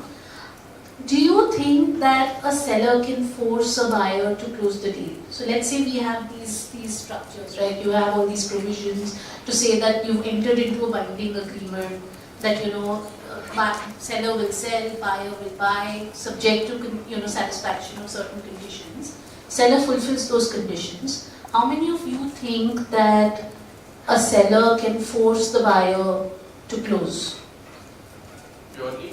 Purely intuitively, I would say that while most term sheets are not binding. No, I'm not talking about a term sheet. Agreement. I'm talking about a binding agreement. Okay, in a binding share purchase agreement, there is a seller who signed up to sell. There's a buyer who signed up to buy. Okay, and the seller and the buyer have agreed that we are going to consummate and close this transaction subject to fulfillment of certain conditions which have been satisfied by the seller. Now, how many, just raise your hand and maybe Siddharth can take, because that's why, that's the essence of why we are discussing this. So I want to know how many of you, just by way of show of hands, think that a seller can force a buyer to close the deal provided conditions are satisfied. Okay, that's a dismal 50-50, I think. Yeah, why don't you? So exactly, so that point that we are discussing about what Tanvi is trying to bring us here is that from a seller's perspective, you want deal certainty. Right? Now, how our contracts are drafted, and we'll go to when we come to the wording of it. The idea is that from the process perspective, what the sellers want and how we draft a CP provision is that these are a certain set of conditions precedent which are there. Now, if once these are satisfied, what the seller does is the seller sends a CP satisfaction notice to the buyer saying that, okay, contractually I was required to do A, B, C, D things, which I have done. Now we can proceed towards closing. Obviously, if you're a buyer's lawyer, how you would actually draft that CP provision is to say that the mere giving of that CP satisfaction notice to me does not mean that I'm obligated to close. The CPs have to be satisfied to my satisfaction, they have to fulfill to my satisfaction. So it is only when I give a written acceptance or a written acknowledgement of your CP satisfaction letter or CP satisfaction notice to me, or as in some drafts we have an obligation on the buyer to actually give a CP fulfillment notice saying that I am satisfied with the fulfillment of all the CPs, is when I become contractually obligated to go ahead and close, right? Isn't the buyer going to be bound by promissory estoppel then if the seller has done so many things precedent to entering into the transaction? Why won't the buyer be estopped to actually close the transaction because the seller is taking active and positive steps towards it? No, definitely. So the idea is that when I say that it has to be something to the satisfaction of the buyer. Now the CP can be that the CP is that you have to enter into, say, a termination agreement or a settlement agreement with one of your employees, right? But at the same time, it has to be, when I say the CPs, I say that the settlement agreement in an agreed form, which is there. So the mere act of as a CP, it could not be that you entered into a termination letter or settlement agreement and given it to me. That letter which you are entering into with the other party has to be in agreed form. It has to be something which is to my satisfaction, that okay, these are the points which I wanted, because I don't want that tomorrow that employee or any dispute that you're settling can have some successor liabilities or something which is on me. So those have to be to my satisfaction. So the idea, what you are saying is, and that is why contractually that specific performance will come into picture, that if you as a seller have done everything and the buyer is unreasonably trying to withhold consent or withhold acknowledging that CP satisfaction notice on frivolous grounds, that is when you can go and go into the dispute resolution process and actually force the buyer's hand to go ahead with the transaction if as a seller you've done everything that was there in the agreement. And when do you know about what is the buyer's satisfaction for the condition precedent? Does that happen when you're establishing the conditions precedent? Correct. See, again, as lawyers, that is what you need to do. You need to do that when you're drafting it. The triggers have to be as objective as possible. Those blank statements should not be something which can actually then go into interpretation as whether or not it's something that the buyer can be satisfied with, right? In a lot of places, what we do is that we are to enter into a lot of these drafts which are there. We have them in agreed form. We make them annexed in the agreement, or we make some references to what they should contain overall, so that tomorrow there is no doubt as to what was required to be done by the seller in order to proceed towards closing.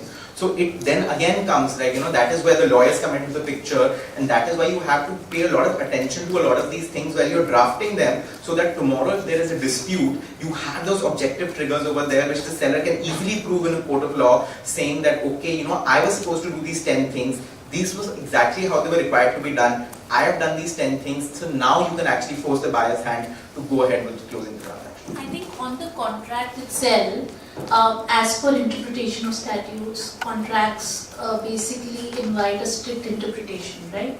So in that sense, therefore, as Siddharth is saying, the words play a lot of importance. Although obviously you'll have to see on equity how you stand before the court, but at least as M&A lawyers, we try to be in a realm that we don't have to go before the court, right? And so we make our document so crystal clear that because parties will not just simply bear legal cost and start litigating before courts, right? They will understand how strong their argument or their case is before they even start a litigation.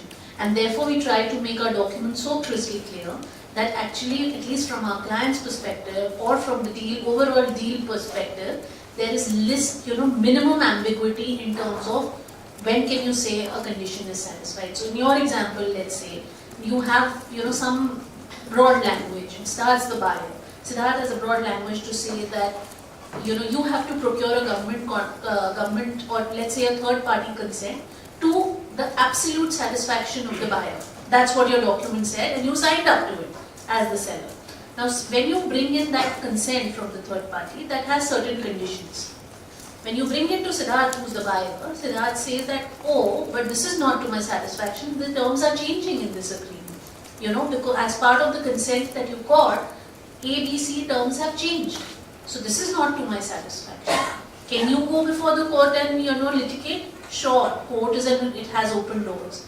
From a strict interpretation of the document perspective, do you have a good case? That you need to assess.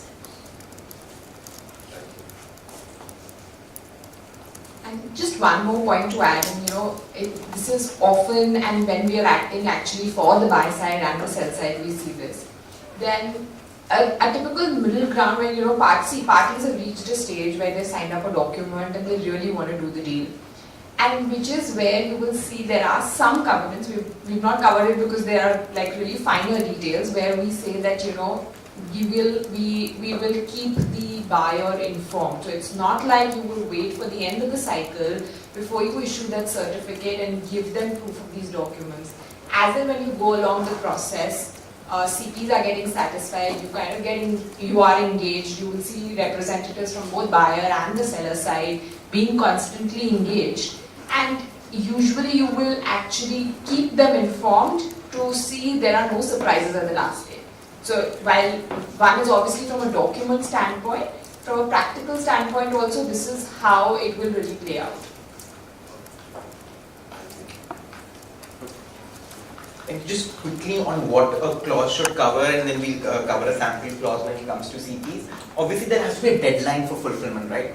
Now as a buyer, when you have those certain 10 conditions precedents in your document, it cannot be that the seller can take forever in order to go ahead and fulfill them.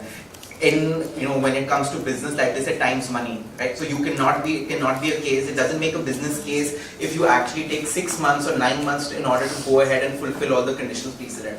So what I would do is that I will put a date by which the conditions must be satisfied, which is a long stop date, right? So typically that will say that if the CPs are not fulfilled by the long stop date, then the contract can be terminable and can be terminated at the option of the buyer. In some contracts, you have an automatic termination, but we'll discuss it later why that may not be favorable to the buyer.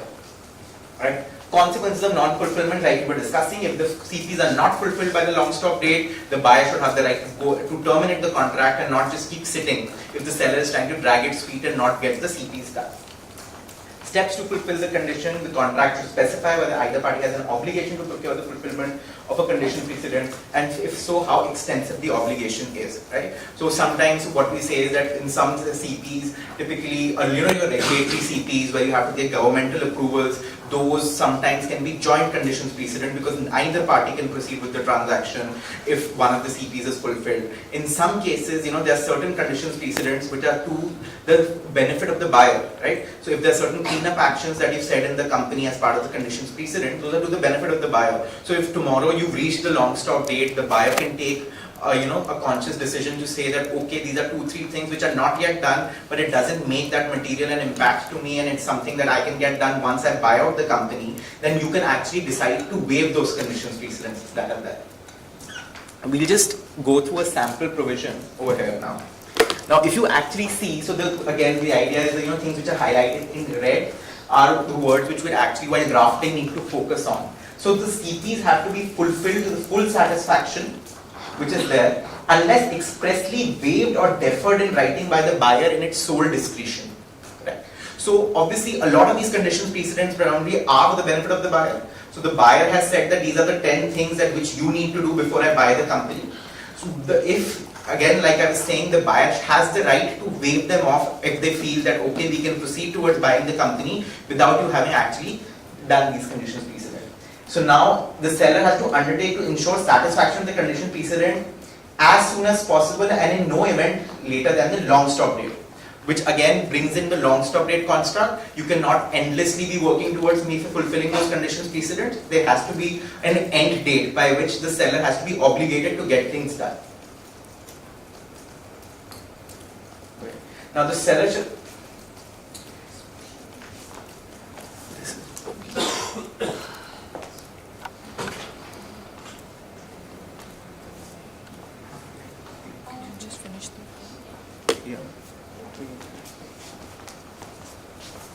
Right. So typically the points which we discussed, and so these are what is covered as part of the CPs which are there, and the buyer shall have the right to terminate the agreement. We can just quickly, we have a case study for you. We can just go through that on CPs, and then we'll go towards the closing covenants which are there. Now the factual matrix says that company A proposes to acquire 100% stake in company B, which operates in a regulated sector.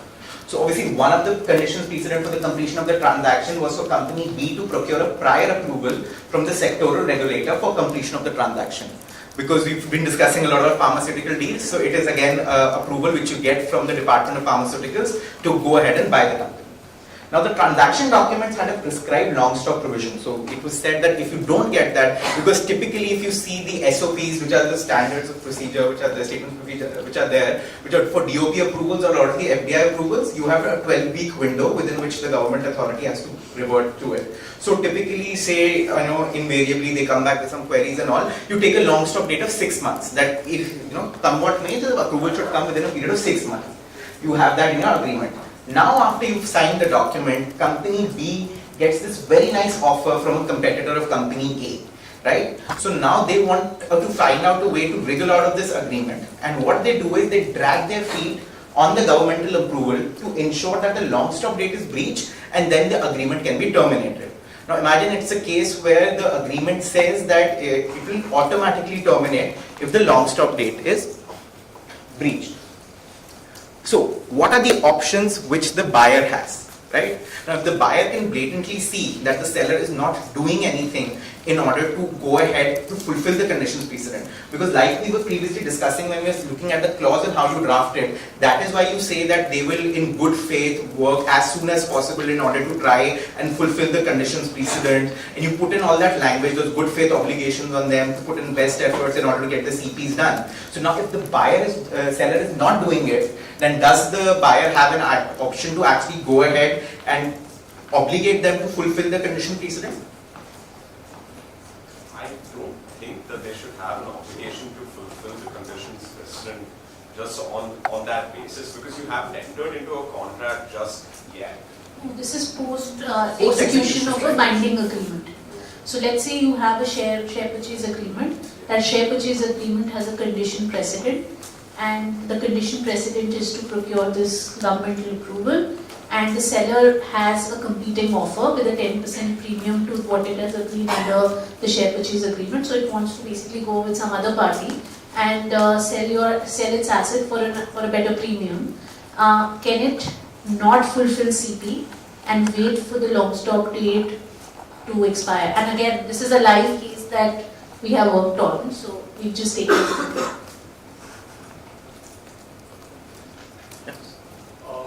Isn't this a determinable contract? If it's a determinable contract, you can't force the other party to specifically perform, right? Samana? Okay. It is a promissory estoppel, right? I mean, if there has been a binding obligation that has been entered into, and then I negotiated back it, because every contract will have a good faith clause, that, as I said, that correct. We'll have to work in good faith, and then I am deliberately trying to sabotage the contract here. And I'll just go and say, like, look, you're breaching your promissory estoppel by going back on your word with no other reason other than bad. But then if I am the seller, I would say that I have applied. Nobody would know what I'm not doing, right? I have applied to the governmental authority. Now the governmental authority is not granting me the approval. It's beyond my control. I can't keep sitting with this deal on my head, right, for 6 months. My deal will also have some standstill provisions which we'll come to. So I as a seller don't want, this process to be overhanging, and the long stop date has expired. Exactly, evidentiary, like that all this. I mean, you apply to a government authority to obtain an approval, right? You've done that. So then?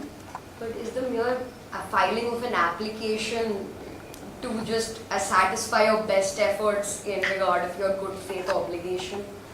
Exactly. So, that is why, again, going back to what we were saying, it is so important when you're drafting these contracts to actually put in the obligations. So how typically we structure the agreements is that you also have, in addition to this conditions precedents, in the interim period, you also have this, your obligation on the party, your covenant on the party to keep working together, keep working in good faith together, to actually go and get the approval. So you have language which also states that the parties will take all actions or all, within their power to actually go ahead and ensure that the condition precedents are also fulfilled. So ideally then, in which case, if you're not fulfilling the conditional precedent and the buyer knows that you've been trying to engage with the seller to actually get the process along, but the seller has not been responsive or not been doing what it is required to do, or what any prudent seller who's actually trying to get that approval will do, you can go ahead for specific performance of the contract. Now the option to waive in case of government approval, right? Now one of the other ways can be you reach the long stop date, the buyer really wants to buy the company out, and then you have an option to waive the government approval. Now this again depends on the type of approval that is there. Now imagine if it is a case where it is a DOP approval. You cannot buy the company until and unless the DOP doesn't go ahead. There cannot be a closing until and unless you have that approval from the DOP, which allows you to transfer money to buy the shares out, right? So those can be that even theoretically on paper you may have that approval, but whether or not you can actually waive it depends. Now there may be certain governmental approvals that you're willing to take a risk that even if you go ahead without them, you can take a post facto approval. There might be some, say, monetary fine which is there, but in the larger scheme of things about the asset that you're buying, it may not be that much. So it can be a commercial call which the buyer is willing to take, but it again depends on the regulatory approval that is there. And the other available remedies, and I think just before that, from a contractual perspective, in such cases it becomes very important while drafting that on the end of a long stop date, which is there, instead of there being an automatic termination, the termination should be to the benefit of the buyer. So if the buyer wants the agreement to be terminated by the long stop date, that is when it is there, or otherwise the buyer can have the option to extend the long stop date. You want to just mention how it played out finally? What did the court hold on this? Yeah. Yeah, so I just want to spill the beans on this one because this is something that played out where we were actually representing in this case the sellers of the business and the buyers of the business, and in this case we were actually able to get an injunction on the seller not to sell its assets given that it was not fulfilling its obligations to complete the condition precedent. So, and eventually we got back to the deal, so the long stop date was extended and the deal is now closed. Right. So yeah, and then with that finally we get over with conditions precedent. Yeah.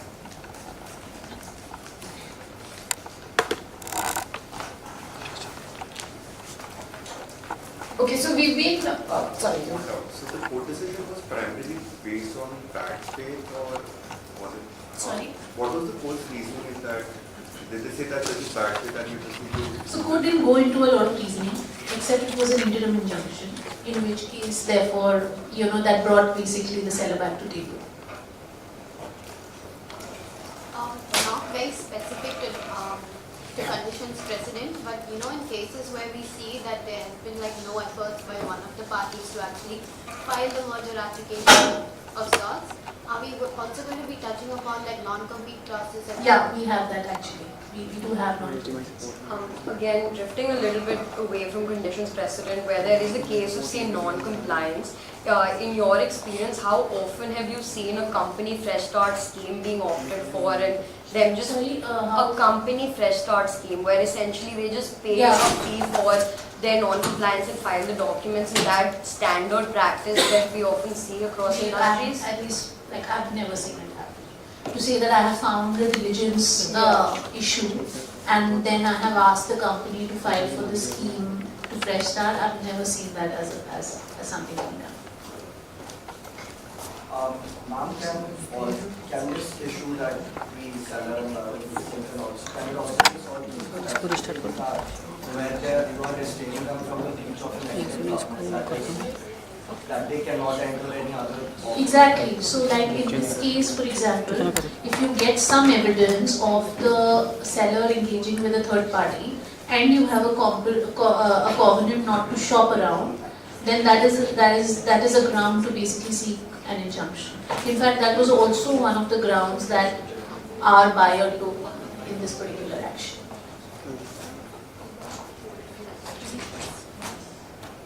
So just FYI, we'll take a break, but just let's wrap up on this and then take a break. Okay, so just hold on.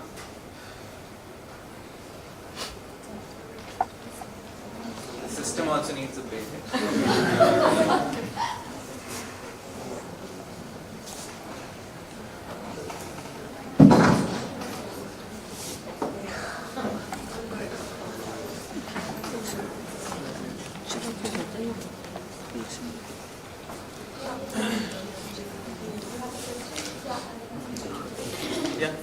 Yeah, so in the case we were just discussing where the seller was entering bad faith and trying to forward to the deal. In but this was assets. In case where there is supposed to be a long-term relationship between the buyer and seller, after they have tried to sabotage the deal itself before conditions have been fulfilled, and we get this injunction and the deal does go through. Doesn't that, in the whole, would that also sabotage business interests of the? No, I think that's a very valid question. It's a very valid question. So usually the relationship will continue if, for example, they continue to be shareholders in the company. So let's say it was only a part sale of shares, or for example, it was a joint venture. You're very right that if there is a pre-closing litigation between contracted parties and they are expected then to work together and have a long-standing relationship, post-closing, that definitely plays a big role in the parties to decide their strategy either to litigate or not. So, but in this case, this was actually a 100% control deal.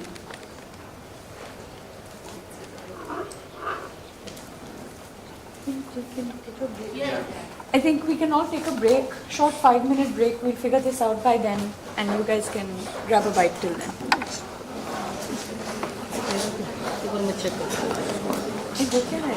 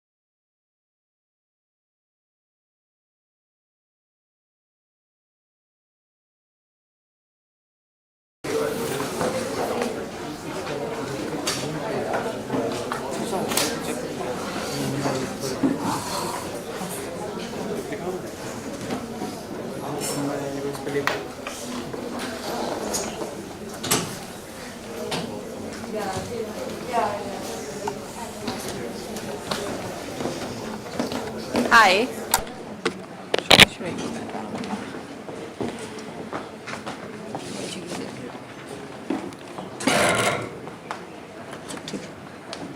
इसको use करना है तो ये इसको ठीक. Okay, so welcome back, guys. We've spoken a lot about, there is a time lag between signing and closing. We want the buyer's interest to be protected. We want to buy what we're paying for. Now, how do we protect all of that? In short, we have some covenants which are really standstill covenants which really operate between the period between signing and closing. Now, the purpose of this is twofold. One is we do want the seller to run the business as is, and at the same time we want some visibility on how that business is being run. So again, while this may seem to be one of the typical clauses you would see in an agreement, this is also often quite negotiated. Because the seller would say that, okay, fine, just because I've signed a document does not mean you're going to dictate the terms of how I'm going to run my business.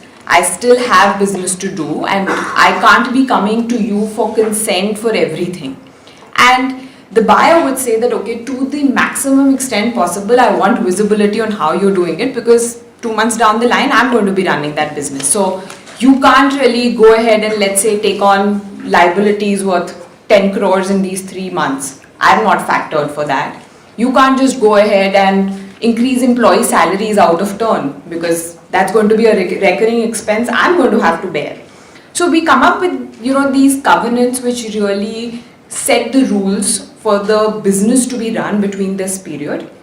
Again, there are quite a lot of nuances around this to really see that there will be exceptions or carve-outs where we would say that, okay, let's say there's a business plan in place. And as part of my diligence or as part of my commercial discussions, I've looked at the business plan. I know, okay, this is the projected, let's say, expenditure you're looking at. This is how the employee costs are going to turn out. So as long as you're sticking to that, I'm fine. I mean, you go ahead, run the business according to this business plan. And at the same time, I also foresee that, it's not always business as usual. There will be certain exceptions. There will be certain circumstances where I will have to go beyond what is really written in that plan. And for those, I will agree to certain thresholds. I will try and do a balancing act where they're able to run the business in the ordinary course, but with suitable, triggers. For instance, employee costs, let's say we have a cycle where the deal is signed in January and is going to, let's say, be closed in June. We know around March, April, there are going to be increments, right? Now, as long as you're doing the increments, which is in accordance with the past practice, it's in the bracket of, let's say, 10 to 15%, that's a fair assumption, right? Anything beyond that becomes obviously a higher expense, and which is how we try and regulate these standstill covenants. And this is also coupled with a couple of limited, information rights, access rights, because the buyer is still getting to know the company. The buyer would want to set up, let's say, transition plans in place that, okay, once I'm on the closing date, when I'm really going to be running the business, I need to prep for it. So this time is important both from a seller and the buyer perspective. It's kind of transitionary, but at the same time, we really don't own the asset, right? So a balancing act is something that is need to be done. Okay, now, yes, sorry. With regards to the standstill covenants, doesn't that become particularly onerous on a seller if, let's say, the transaction eventually does not materialize, and because of the standstill covenants, they incurred certain opportunity costs and missed out on certain other opportunities or certain other business ventures that they would have possibly undertaken if the standstill covenant were not in place? Okay, so you can break down the standstill covenants into really, let's say, business commercial aspects, what you're saying, and obviously your usual operating costs or operating issues. When it comes to business commercial issues or decisions, look at it from this perspective that the buyer who's really going to buy the business would obviously want that something to that effect is being done, right? I'm not saying that run it as it is. Obviously there are opportunities for growth, and growth which really going to culminate into revenue for me going forward, why would the buyer say no to it? Again, there are multiple ways of really regulating that as well. So usually you will see a clause where it would say that, for X percentage of, let's say, investments or something, you can do that, as long as it doesn't exceed this value. If it does, you have to come to me for prior consent. Now, a reasonable, diligent buyer, if gets a proposal from the seller that this is a good revenue contract that I'm getting, why would they say no? So it's really bells and whistles here and there where we try to balance that act. But in a reasonable scenario, the buyer would obviously provide consent for that. Okay, so we've done diligence, we've signed the document, we have agreed to a couple of CPs. We are here to the D-Day now. We are here when the actual title transfer is going to take place. Shares or securities in case of a security transfer, and business and assets in case of a business asset transfer. Now, typically, this day is a lot of procedure or a lot of actions to be taken, but there's a whole build-up to this day, or a whole build-up to really closing that we say. A lot of documents that have to be signed, actions that need to be taken are usually prepped up, and in fact in really large high value deals we kind of do a dry run. It's because if the moment money goes out of hands of the buyer wants the asset the same day. And here we are talking about, obviously, let's say high value deals, or irrespective, if I'm going out of pocket, I want the asset that very day. And the way, legal, regulatory, third-party consents play out, there are obviously a lot of external factors that we are dependent on, right? A very simple thing, and which is something that we always struggle with, that there is an offshore buyer who is buying, let's say, a business or assets of an Indian company or from an Indian seller, and the money has to come from an offshore fund to India. Just the simple fact of a remittance of a fund and that remittance reflecting in the seller's account, trust me, takes sometimes 2 days to figure out. And so all of this is prepped up. We like I said, you engage with banks, you would prepare all documents, and you would really look up to this day to close and sign things. It's really like I said, the stage is set, and here on the closing date is when we actually get things done. So what we've tried to do is we try to give you a very basic list of actions that takes place in a share transfer and takes place in a business transfer. So like I said, first step, you transfer the consideration, the buyer will receive it. In a share transfer, you also have certain corporate approvals or a corporate let's say actions to be undertaken. So the board of the company would need to approve that share transfer. Once the share transfer is approved, you need to update your corporate records. So all of that takes place on that very day. Once that is done, you will really inform the buyer, deliver whatever documents are required to be delivered to show that proof of title and basically proof of ownership is actually passed on. We haven't really covered a lot of other nuances, but usually what also happens is, like, in 100% or in a majority control, you will also see very small things like the investors, directors being appointed on the board. You would see there's a change in bank signatories that take place. So a lot of those operational decisions also take place.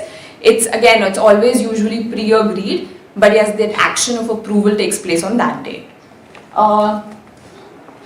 In case of a business and an asset transfer, now here it's a little more complicated than a share transfer, because the kind of assets or the kind of actions that need to be taken on this day are severely more than a usual share purchase. You have several legs to it, like we discussed. So you have to transfer the employees, you let's say have to transfer your land, you also have to transfer contracts, you have to transfer IP. There are different, like we have discussed previously, there are different mechanics of doing it. So let's say in an employee transfer scenario, you would have already agreed to, let's say, no dues release certificates or letters that the buyer entity would want in terms of proof of settlement of claims. And similarly, the buyer entity will have to issue new offer letters to the employees as in terms of those employees joining the buyer. Similarly, in terms of, let's say, assignment or novation of contracts, you would have already engaged with the third-party contractors, you would have got their consent, you would have an agreed form of an assignment and a novation agreement, but typically the actual taking into effect of those assignment or novation contracts would happen on this closing date. And similarly, there are other things in terms of delivery of business records, really handover of inventory. Let's say in usual scenarios, a lot of these tangibles are really transferred as part of constructive delivery. It's really like there is no real handover that takes place. But yes, in general, a busy action-packed day, but a lot of preparatory work has been done already to achieve this. Yeah, just want to add two things here. Again, from a seller-buyer perspective. So the reason this day is so action-packed is because the seller, if think of yourself as a seller, you have not got consideration. Would you ever want to part away with your assets before getting the consideration? No. Which is why you would ensure that actually all of these actions are taken place only once the remittance of funds has happened. Equally so from a buyer's perspective, the moment I have paid the money or the consideration to buy these assets, I want title to be cleared. Which is why there is a little bit of a balancing act that has to happen for this day to accommodate both the interest, and therefore what ends up happening is a whole lot of activities to be done on this day. The second point that I wanted to make is going back to the role of an M&A lawyer. As Nimisha was mentioning, that this is an action-packed day where you have to coordinate with tax, you have to coordinate with some registry to register, you have to coordinate with some HR person who is ensuring transfer of assets. So really the expectation from an M&A lawyer is to project manage.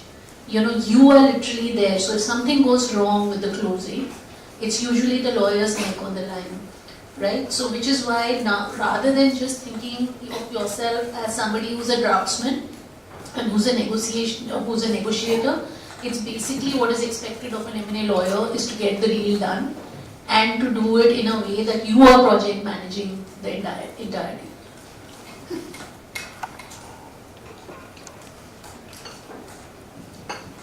So I'm going to hand over to Siddharth now. So after, the idea is that, now we've closed the deal and everything, and post-closing, how things are going to proceed. But, remember when we were discussing the CPs, we discussed the fact that, you do your diligence and you get to know the known liabilities, right? Now, imagine you see a lot of these companies or businesses, they've been running for a lot of years, right? So imagine I'm buying a company which has been running for the last 15 years.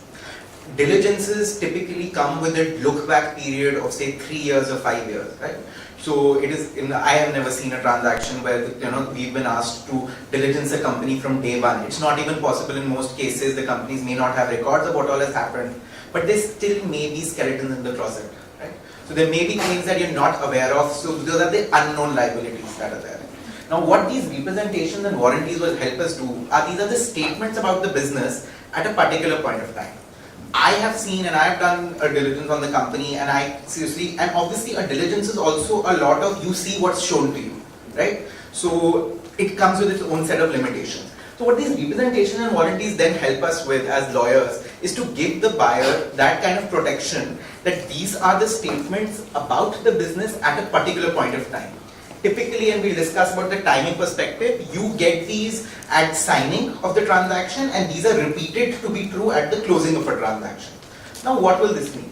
A representation is an assertion to a fact which is true as of the date the representation is made, and the warranty is a promise of damages if the assertion is incorrect. What I will tell you is that as a seller, the seller will give a certain set of statements about the company. That way the company has not had does not have any material litigation against it since incorporation, or does not have any material litigation currently ongoing or pending or threatened against the company. The company has not, now as part of the diligence, I have been told that the company has, say, 5 loan agreements. As a representation, I will tell them there will be 2 ways to draft it. Either the seller tells me that the company, other than the following, other than the loans which are set out in the disclosure letter, the company has not taken any other loan or indebtedness. So that gives me a protection that tomorrow if I end up buying the company and there is a sixth loan which was not disclosed to me at that particular point of time, or which I was not aware about, or say it was a oral obligation that you had and there was no written contract to that effect, if there is any loss that as a buyer of the company that occurs because of that statement being untrue as of that point of time, I will have a right to indemnity, and Tanvi will be dealing with the indemnity provisions in a bit. So that's why these representations and warranties become very important, and the more robust representations and warranties you have from a buyer's perspective are better. From a seller's perspective, obviously you would want these to be qualified, right? Now we told you this session is going to be 3 hours. But if it exceeds that, we should have qualified it by saying that approximately 3 hours. You know? So the idea is, and it always remains, that you don't want to make absolute statements as a seller, and in a lot of these provisions you would want there to be a materiality or knowledge. Now imagine a representation saying that on the date of signing this agreement or on the date of closing this agreement, there is no threatened litigation against the company. Now a lot of sellers say that it is very difficult for me to know and say it with assertion that there is no threatened litigation against me, right? So how do you qualify those things? You would say that to my knowledge, to the knowledge of the seller, there is no threatened litigation in writing against me. So that means I have not received any notice from somebody which I know about. Now it's possible that the guard of my building may have received a notice which has not yet come to me. So I am not aware about it as of date. So you would want that to be limited by knowledge. So, and similarly, on a lot of aspects, now it's possible that when you say compliance with law, now it's a representation which you typically take as buyers that the seller has complied with all applicable laws. Now what the seller's lawyer will say is that it is not possible for a seller to comply with every possible law, right? Because in India there's so many laws, there's so many sub-laws, there are rules, regulations. Now imagine it's a very non-material form which I have not filled up, for which the penalty is 100 rupees. But that doesn't mean that it's a fraud that I'm committing or it's something you can come after me for, and that should not make my representation to be untrue. So that is why the seller's lawyer will put materiality over there, saying that the company has been in material compliance with all applicable laws, or has been in compliance with all material laws. So whatever way you want to put the materiality, but there's some way you have to qualify what you're saying. Now there are two ways that helps us. Obviously, as a seller's lawyer, you save your client from any potential cases of fraud or misrepresentation against your client. And also there is a concept which we'll discuss in a bit about disclosures, right? Now disclosures are statements which you make against the representations as a seller, making the buyer aware that when I say that there is no material litigation against me, but there are these 5 litigations which are ongoing as of the point of time. So then it becomes the buyer's idea whether or not to proceed with the transaction, or how they want to be protected against those risks which I have disclosed to them.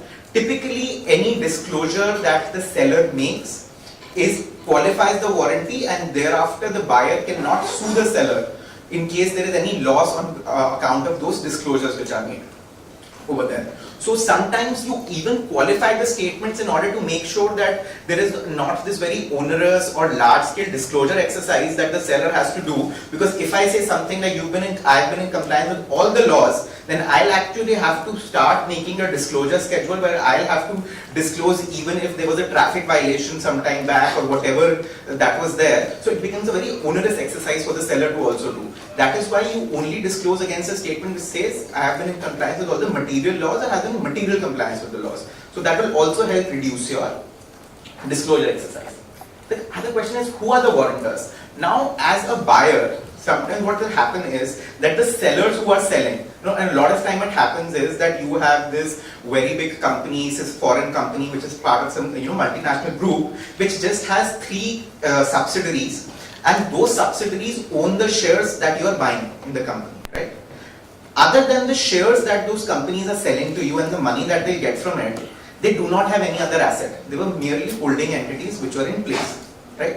So tomorrow as a buyer, if there is a breach of the warranties and I have to sue those sellers, it's possible because those sellers are not the entities of substance, that even if you sue them, they'll file for bankruptcy, they don't have the money. What will you do after that?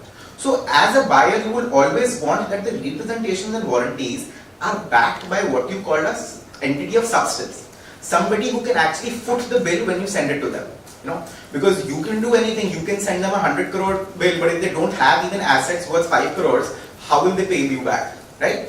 So you would want that you have that parent entity, that multinational company or whatever that is, which is the actual owner of the business or the actual group entity, to actually backstop these representations and warranties that are being given. So as a buy-side lawyer, when you're representing a buyer, you also have to see, ultimately as a lawyer, your role is to make sure that you're safeguarding the interests of your client. And law is always based on worst case scenarios, right? If everything goes hunky-dory, you will never have to open the contract that you drafted, right? But that's not the world we live in. So you'll actually have to go ahead, and sometimes they have the disputes which are there. And that is why you have to think of the worst case scenario. So the worst case scenario is that the sellers who are selling to you, they don't have any other asset. You gave them a certain amount of money which they ended up spending the next day. So they don't have anything else to go after. So you have an entity of substance backstopping the warranty which is in place. What are the type of warranties? You have fundamental warranties and you have business and tax warranties which are in place. Fundamental warranties are those warranties which are like, sine qua non. Those have to be clean. Now when I say fundamental warranties, and we'll just discuss the common type of warranties in a bit, but those are ones which say the title to the shares. If you have to tell me in absolute terms that you are the legal and beneficial owner of the shares that you are selling me, or that you're the legal and beneficial owner of the assets that you're selling to me, right? So that is something typically which has to be uncapped. You cannot have any materiality qualifiers to it, that you materially have the right to sell something to me. That has to be absolute to it. So fundamental warranties are a bucket which we typically treat very differently from all the other warranties. Then you have your business warranties and tax warranties which are there, and we'll just discuss them in the next slide a bit. Liability, there is joint liability versus several or proportionate liability. Joint liability is that I as a buyer am saying that I am buying my shares from 3 shareholders. So those 3 shareholders are jointly and severally liable for any loss that I have, right? So that means that I can go after them individually or jointly. I don't care. I want my entire loss that I have incurred to be given back to me. So that is a joint and several liability. But obviously from a seller's lawyer, now if you're representing a seller, you will say that my client is only selling 33% of the shares to you. So whatever loss that you have, that my client should only be liable to pay you proportionate to what they sold you. So because they only have 33% stake in the company which they sold to you, any loss that you have, 1/3 of that is what my client is responsible to that. So again, depending on which side of the table you are sitting on, you have to negotiate this and make sure that this is properly done. Timing, we again discussed, warranties are repeated as of signing and as of closing. And the idea of repeating them is that these are statements as of a point of time. Now on the signing date, when you say that the company does not have any loan, that should also be the case as of the closing date. So that is why it is very important, because you have to claim an indemnity post-closing when you go, right? Post-closing is when you're actually going to be indemnifying them. So those statements have to be true at both points of time. So you're signing the agreement and then you specifically write in the agreement that these statements will be repeated as of the closing date as well. You are a question. Yes, so thank you. So here essentially against an assertion and against, so if the assertion turns out to be false, then essentially you can invoke that warranty that you have. Now my question is, how would you use indemnity as an instrument differently from warranties as an instrument? So indemnities are the recourse you have when a representation or a warranty is false. Now say, how will it be structured? An agreement, what will it say? An agreement typically has a clause which has the representations and warranties. The representation and warranties, it will say that the seller represents as of the signing date and the closing date, the warranties which are set out in, say, schedule ABC, whatever the schedule is, where you have all these statements in place.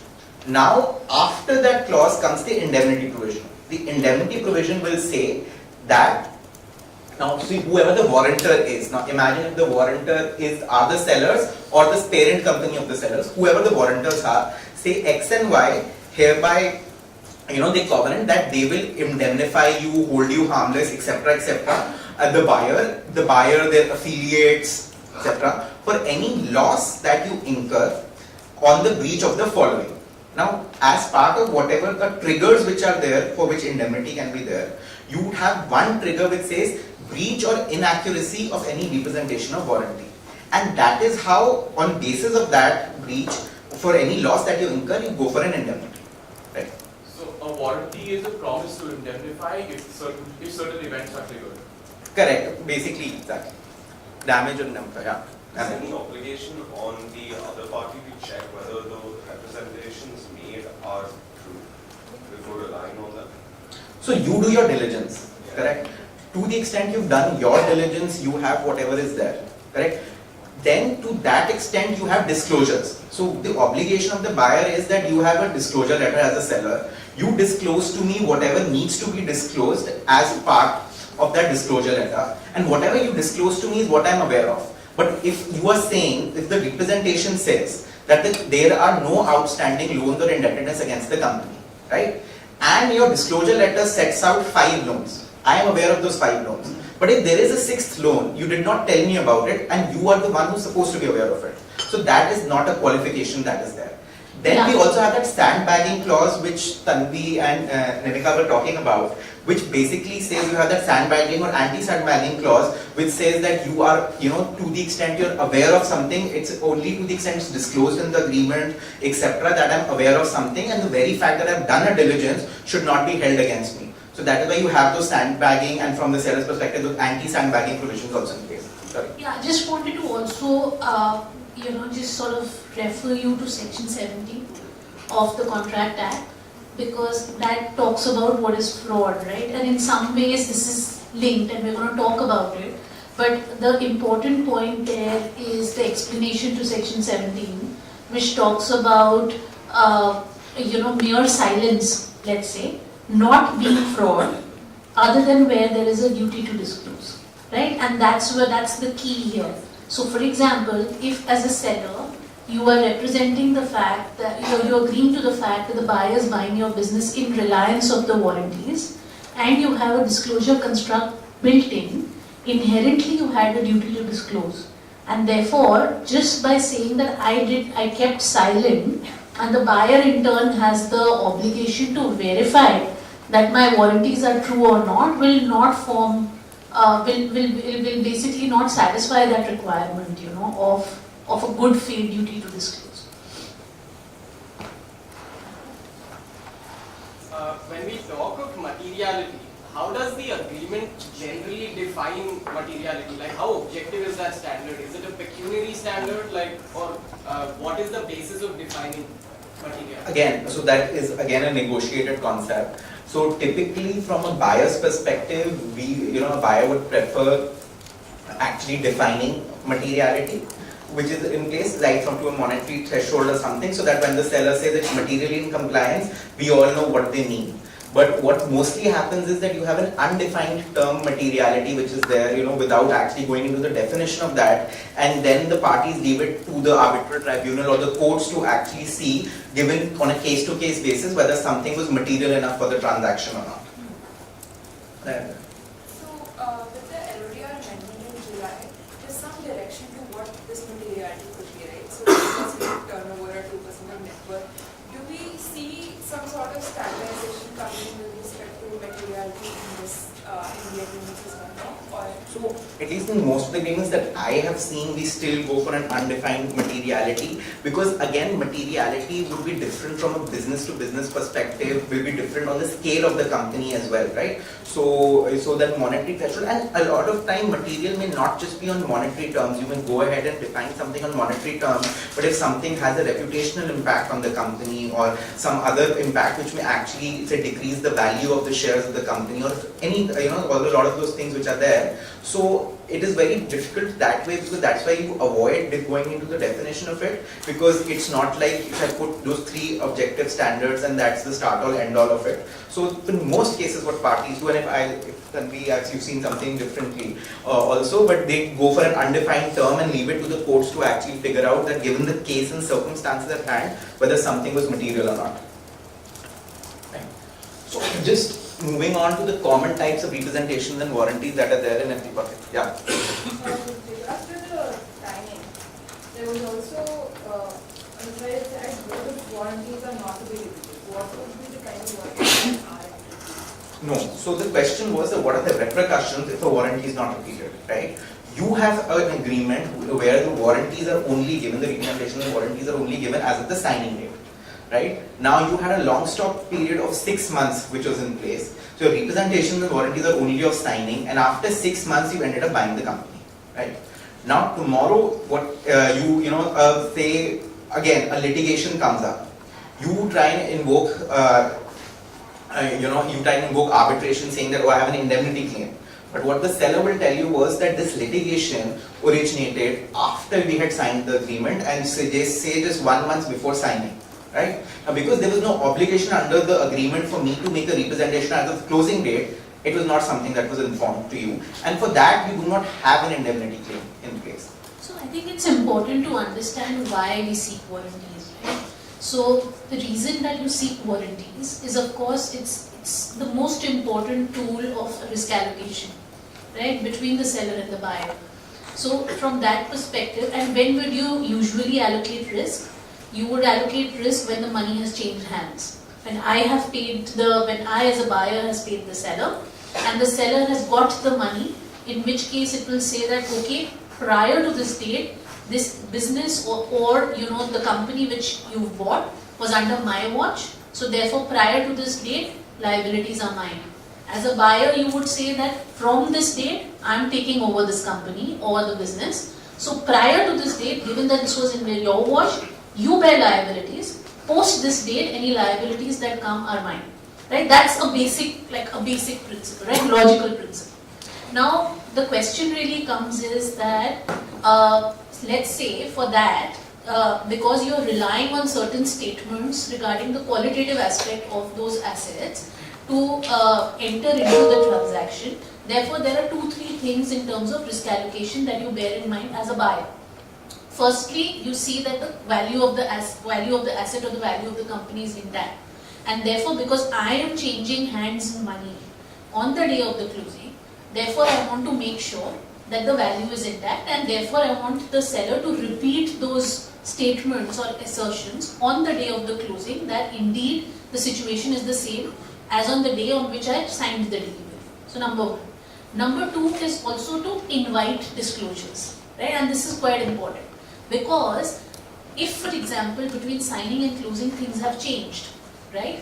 Either the seller is telling you on its own, which is very unlikely in practical scenario, about something becoming untrue, or you hear from third-party sources, or you have a particular obligation on the seller in your document to disclose, which means that as on the date that you are closing, and because your warranties are getting repeated on the day of the closing, therefore for the seller to safeguard itself from any claim, the seller will try its best to disclose as much as possible, which then gives an ability to the buyer as well to ascertain the quality. And if, for example, there's a red herring there, then also to decide whether I want to go ahead with the deal, whether I want to go ahead with the deal on the same value, whether I want to go ahead with the deal with at least an assurance that the seller is going to bear for the loss. So there are different utilities of a warranty, not just in indemnity, but also to understand value,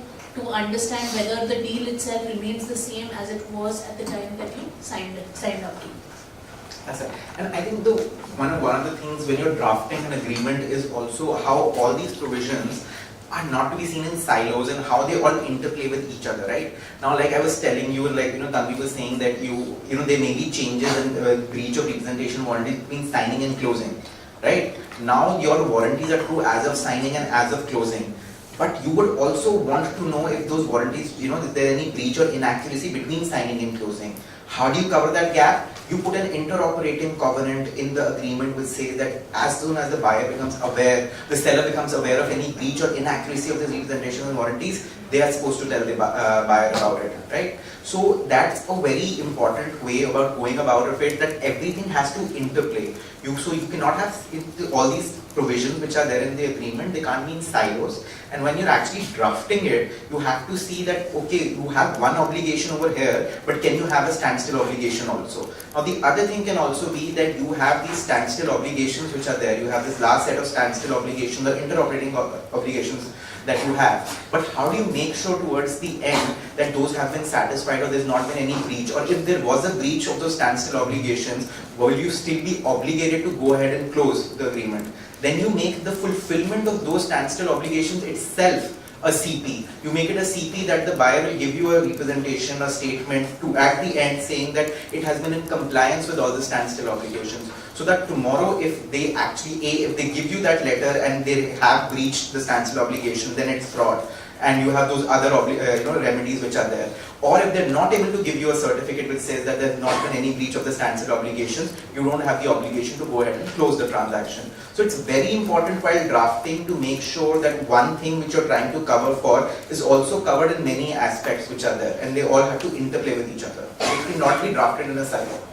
Now going ahead, just quickly, fundamental warranties, tax warranties, business warranties which are there, fundamental warranties, authority capacity, title, shareholding pattern, solvency. Nowadays increasingly we are seeing ABAC warranties which are anti-bribery warranties are also fundamental warranties, right? Then you have your tax warranties which are the seller tax obligations, the company tax obligations, the company has paid all its taxes on time, it has filed all its returns on time, there is no pending dispute with tax authorities, etc. The business warranties are the operational warranties because the promoters and the sellers are the ones who've been running the business, so they need to tell you that the business has been running properly, all the assets are functioning properly, subject to regular wear and tear, that is there. They have type, so all the contracts are valid and existing when you're entering into the agreement. They have not received any notice from any of the suppliers or customers saying that they want to terminate the contracts, etc., etc. You have these, operational warranties on the running of the business that are there in place. Qualifications of the representational warranties like you were discussing. One is obviously you put in the knowledge qualifiers, you can only tell what you know. So in a lot of cases you put in these knowledge qualifiers in place.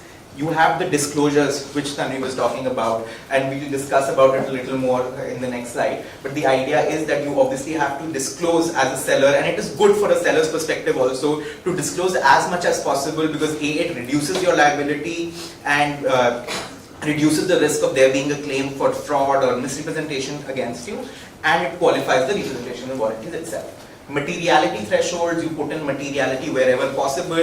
The idea from a seller's perspective is not to sign to blanket statements which you know to be untrue and which you know might be untrue. So the idea is to put in materiality qualifiers to the extent possible. Put a time cap to it. I can tell you that I have not received a notice from any governmental authority in the last 5 years. That may have been possible that I received something 6-7 years ago, but it's not relevant in today's day, at today's point of time. Or I say that there has been no litigation against the company in the last 5 years, right? Or there is no litigation against the company pending as of today. So it may be possible that, okay, my company has been in existence for 25 years, 15 years ago there was a case, there was a huge case that was there, but it got resolved, it's over. As of today, there is nothing pending and ongoing against the company, so you don't need to bother about that. So a lot of times from a seller's perspective, you want to put a look back period as to what you are warranting to, because it may not matter beyond that. MAE, right? A lot of times that qualifiers that we see, and this is like in US style deals, if you actually go, in US documents, it's very common for a lot of your representation and warranties to have a MAC qualifier. So the only out you have in those cases is that, okay, we have been in compliance with all the laws that are there, and there has been nothing which can lead to a business material adverse effect, which is in place. So you can have those qualifiers in place. Again, these qualifications to the representation and warranties are the tools that a seller's counsel will use to their advantage to make sure that the liability or the exposure which is there of the sellers is reduced to the maximum extent possible. Disclosures, like we were discussing, are a very important tool, and they help both the sides, right? They help the buyers as well as the sellers. From a buyer's perspective, you get a disclosure. Now the disclosure letter also comes twice. Typically, because the warranties, the representations and warranties will be repeated as of the closing date. So any matter, any new matter that originates between signing and closing, you have a requirement to provide an updated disclosure letter at the closing date, which will set out, typically the draft is shared with the buyer at least 4 or 5 days prior to closing, which will set out what are the new facts which have taken place between signing and closing. And you get a disclosure letter at the time of signing.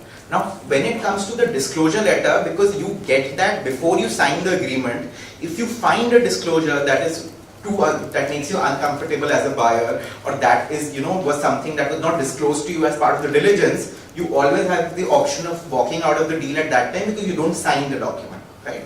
But what happens when you actually sign the document and there is a disclosure which they try to push in through the updated disclosure letter? So that is when again you have provisions in your agreement which will then interplay with the indemnity provision to say that if at that time the parties will agree to something, you can try to put objective materiality qualifiers saying that if it is a updated disclosure letter which leads to a material adverse event, or if it's a disclosure which has a monetary impact of more than X%, whatever you agree to can give you a walkaway right. Or the buyer can have, if the seller wants to push for deal certainty, the seller can say that until and unless something is not an MAE, you don't have a walkaway right, and all you can do is, and all I can agree to is that any disclosure that I make, which say is above a certain threshold, can become a specific indemnity for you to gain indemnity. Specific versus general disclosures, typically when you are making from a buyer's perspective, you have, say there are 100 representations and warranties which are there. So I would tell the seller that if you want to disclose something, pick up each relevant warranty that is there and make a specific disclosure against that particular warranty. I should know what are you disclosing against. But from a seller's perspective, as sell side counsel, you will tell me that, listen, I have these 10 cases or which are impacting, which are there. Now they may have an impact or they may breach multiple of these warranties which are there. So to the extent these disclosures relate to any of those warranties, they should be considered to qualify those warranties as well. So again, that becomes, depending on which side of the table you are, that's a negotiated point. I think after that, I'll just pass it on to Tanvi when it comes to the indemnification.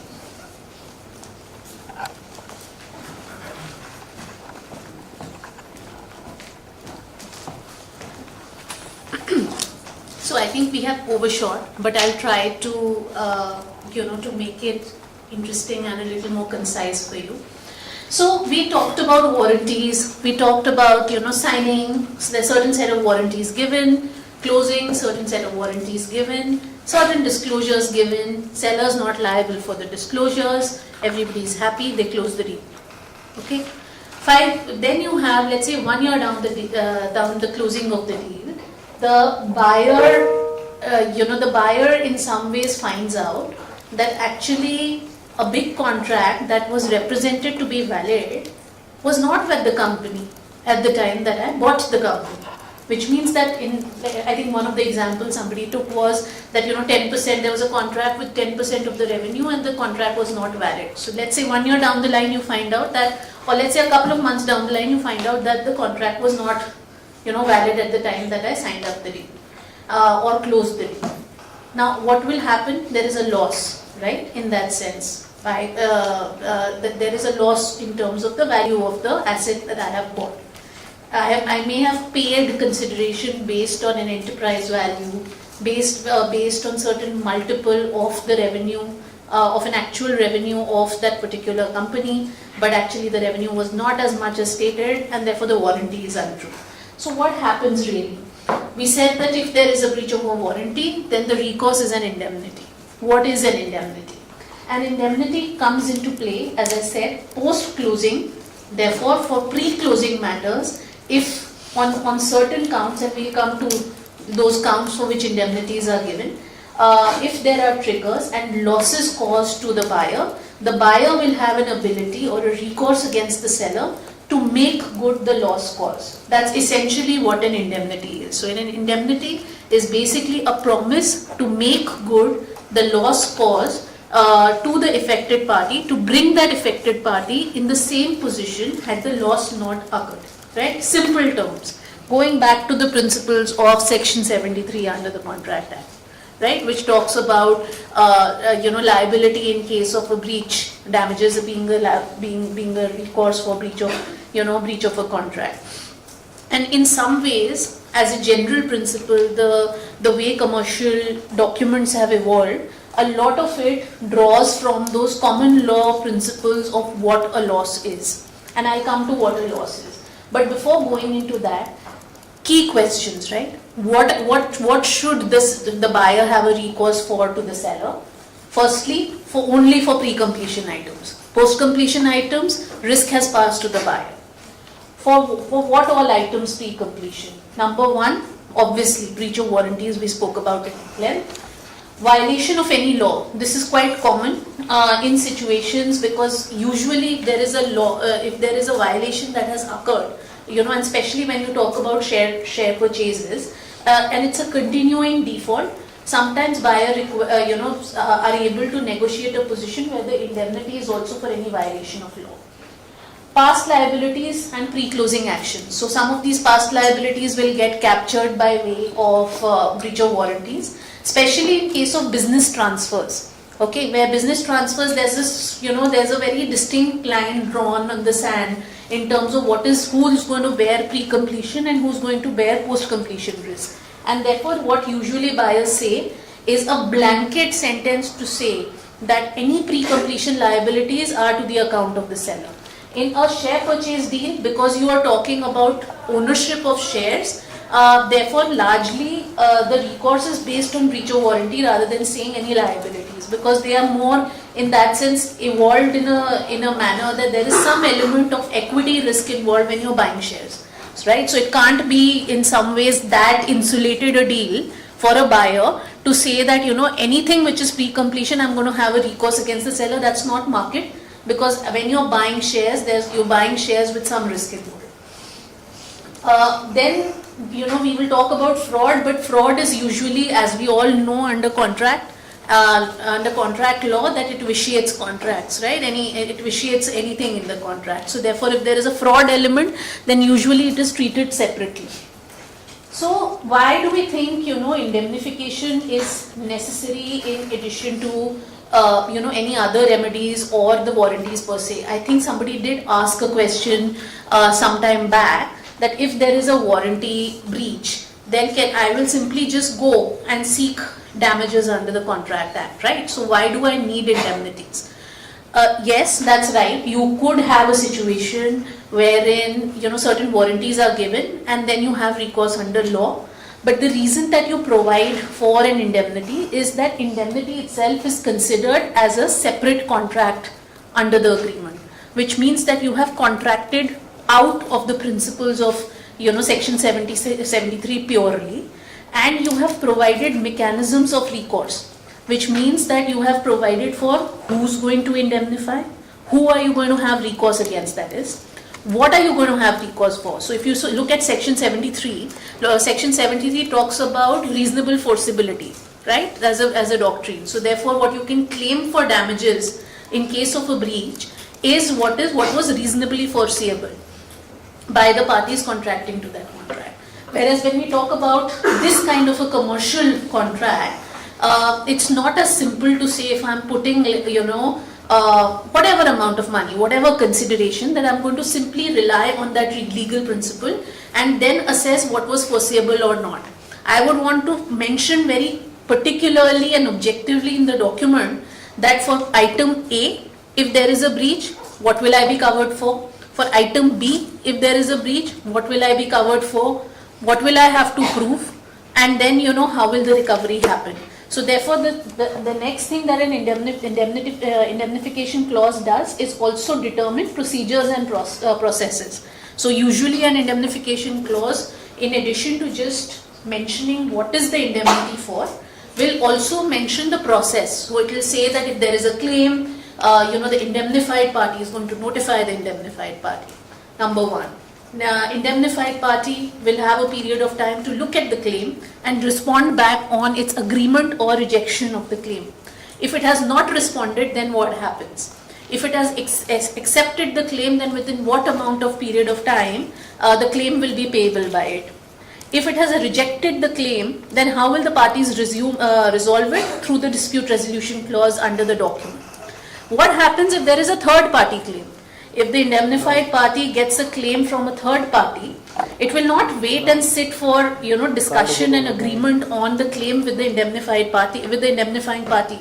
It will have to respond to that third party. The third party could initiate a legal action in case of a regulatory third party notice. There could be repercussions on the continuity of business, and therefore what your provision will really provide for is how that claim will be handled vis-a-vis the third party, which is what we usually call the assumption of claim or the control of conduct of third party claims, which is that if I get a notice, I'm going to notify the indemnifying party who was basically in control of this company prior to closing will have an opportunity to conduct that claim vis-a-vis that third party, because ultimately the indemnifying party will be the one who will go out of pocket if at all something gets payable to that third party. So it will have processes around how that claim will be conducted by whoever is conducting the claim. If that claim is not conducted in the manner which is by exercising due diligence under the contract, then what are the recourses available? The fact that the claim in any case will be indemnified by the indemnifying party on a continuing basis, because especially when you talk about third party claims, then there are going to be recurring costs of defense with that third party. So who's going to bear those costs? And ultimately, if I have to settle the claim with that third party, how will the settlement take place? Whether I have to go to that indemnifying party to seek its consent before I settle. So let's say if somebody irrationally has claimed 100 crore on a claim, and actually in a reasonable opinion of the indemnifying party, it's a 50 crore claim. Can the indemnified party simply just go and settle 100 crore and tell the indemnifying party that actually you gave me the indemnity, you have covered for me for this claim, and therefore you pay the 100 crore despite the claim being a little bit frivolous? So therefore, there are mechanisms built to balance out interests of both the indemnifying party and the indemnified party, such that claims are conducted in a reasonable manner. Then I think I'll come to the formula for computation in a bit. Yeah. Just one small clarification. So the indemnity clause will be in addition to the remedy in the section 73 of the ICA or in substitution? So usually commercial contracts, it's quite an established position that sellers will try to say that if I am entering into this contract, okay, and I am providing you an extra remedy in some ways, right, an extrajudicial remedy in some ways, then I also want to box my liability. So I will say that, okay, my liability in relation to all the claims is X amount, and the fact that this is the sole remedy that you have. So it can't be the case that you, buyer, can actually sue me under this contract for an indemnity claim and are specifically then separately proceeding against me under the courts as well for a damages claim. So the usual position is that if you are you're agreeing, if parties are agreeing to an indemnification process or an indemnity provision under the document, then they do agree to also a principle to say that indemnification is the sole remedy other than for specific performance or injunctive remedies. So if there is something where you actually have to go in for specific performance other than monetary liabilities, then that you can do, but for monetary claims you go again under the indemnity. Since there's an emphasis on loss liabilities, are losses that are contingent on an ongoing litigation also covered in indemnity? Yeah, so I'm just going to come to that actually, so maybe let's just go into that. So let's just read this definition of loss here. Loss means any damages, losses, charges, liabilities. Okay, here we're not saying actual liabilities, we're saying liabilities. Claims, demands could also be contingent. Awards, fines, taxes, interest, penalties, actions, suits, payments, judgments, awards, assessments, deficiencies, settlements, proceedings, costs and fees and expenses reasonable, including attorneys, accountants, advisors' fees. So this is what usually, a broad loss definition from a buy side will be. Okay, of course, sell side will try and limit it and in some ways try and focus it around, say, let's say actual loss, etc. But this is a typical buy side loss definition. Usually, And the common position is that while you can make a claim for a contingent liability, and therefore there is usually, you will find two definitions under the contract. You will find a definition of claim and you will find a definition of loss. So while the claim can be made, so the indemnification claim can be made for a warranty being untrue, but the indemnification amount is payable for a loss caused. Even the indemnity clause is for a loss caused. So because the loss definition covers for these costs, so in case of a contingent liability claim, as an indemnified party, you will be able to make the claim to me as a buyer. Because your loss includes these costs, I will still be obliged to pay for your costs on an ongoing basis. And if that contingent liability results in a loss caused to you, then I will also pay for that loss. Okay, so then just very quickly, so I wanted to cover 2-3 topics here. Firstly, who indemnifies? Usually in a buy-sell transaction, as Siddharth was also mentioning, it's in some ways, consistent with the position that we follow for warranties as well. It's the seller which indemnifies, and of course, if the seller is not an entity of substance, then another entity of substance, either the parent company or a particular shareholder who has good net worth, the buyer is going to basically ask for those entities to be indemnifying parties. Who will be indemnified? Now, usually it is the purchaser, but the purchaser extends the application or the claims not only to the entity itself, but also directors, officers, employees. Because in a lot of situations, there could be certain officers who are named to be representatives of the company, especially when you talk about, let's say, the Factories Act, wherein particular identified directors or key employees are occupiers under the Act, and therefore the notices, etc., will come in the name of those individuals, and therefore all of these are named as indemnified parties. What will be the indemnification for? So as we mentioned here, these are under 2, this is what the indemnification limbs are usually. Then what is it that you will not indemnify for, right? And those are the limitations. I'll come to the limitations in a bit. And how much is the amount, and how much is the amount that you can claim for, which is what the loss definition is. Now, when you talk of loss, there is a particular aspect that is heavily negotiated between buyer and seller. Usually the seller would take a position that we are still guided by common law principles, right? So I cannot claim for things like, let's say if you've actually suffered a loss of a 10 crore, but you say that because of this action, my market value has gone down, or there's a depletion in my share value on the stock exchange by 10%, on the market on the day when this, news broke through.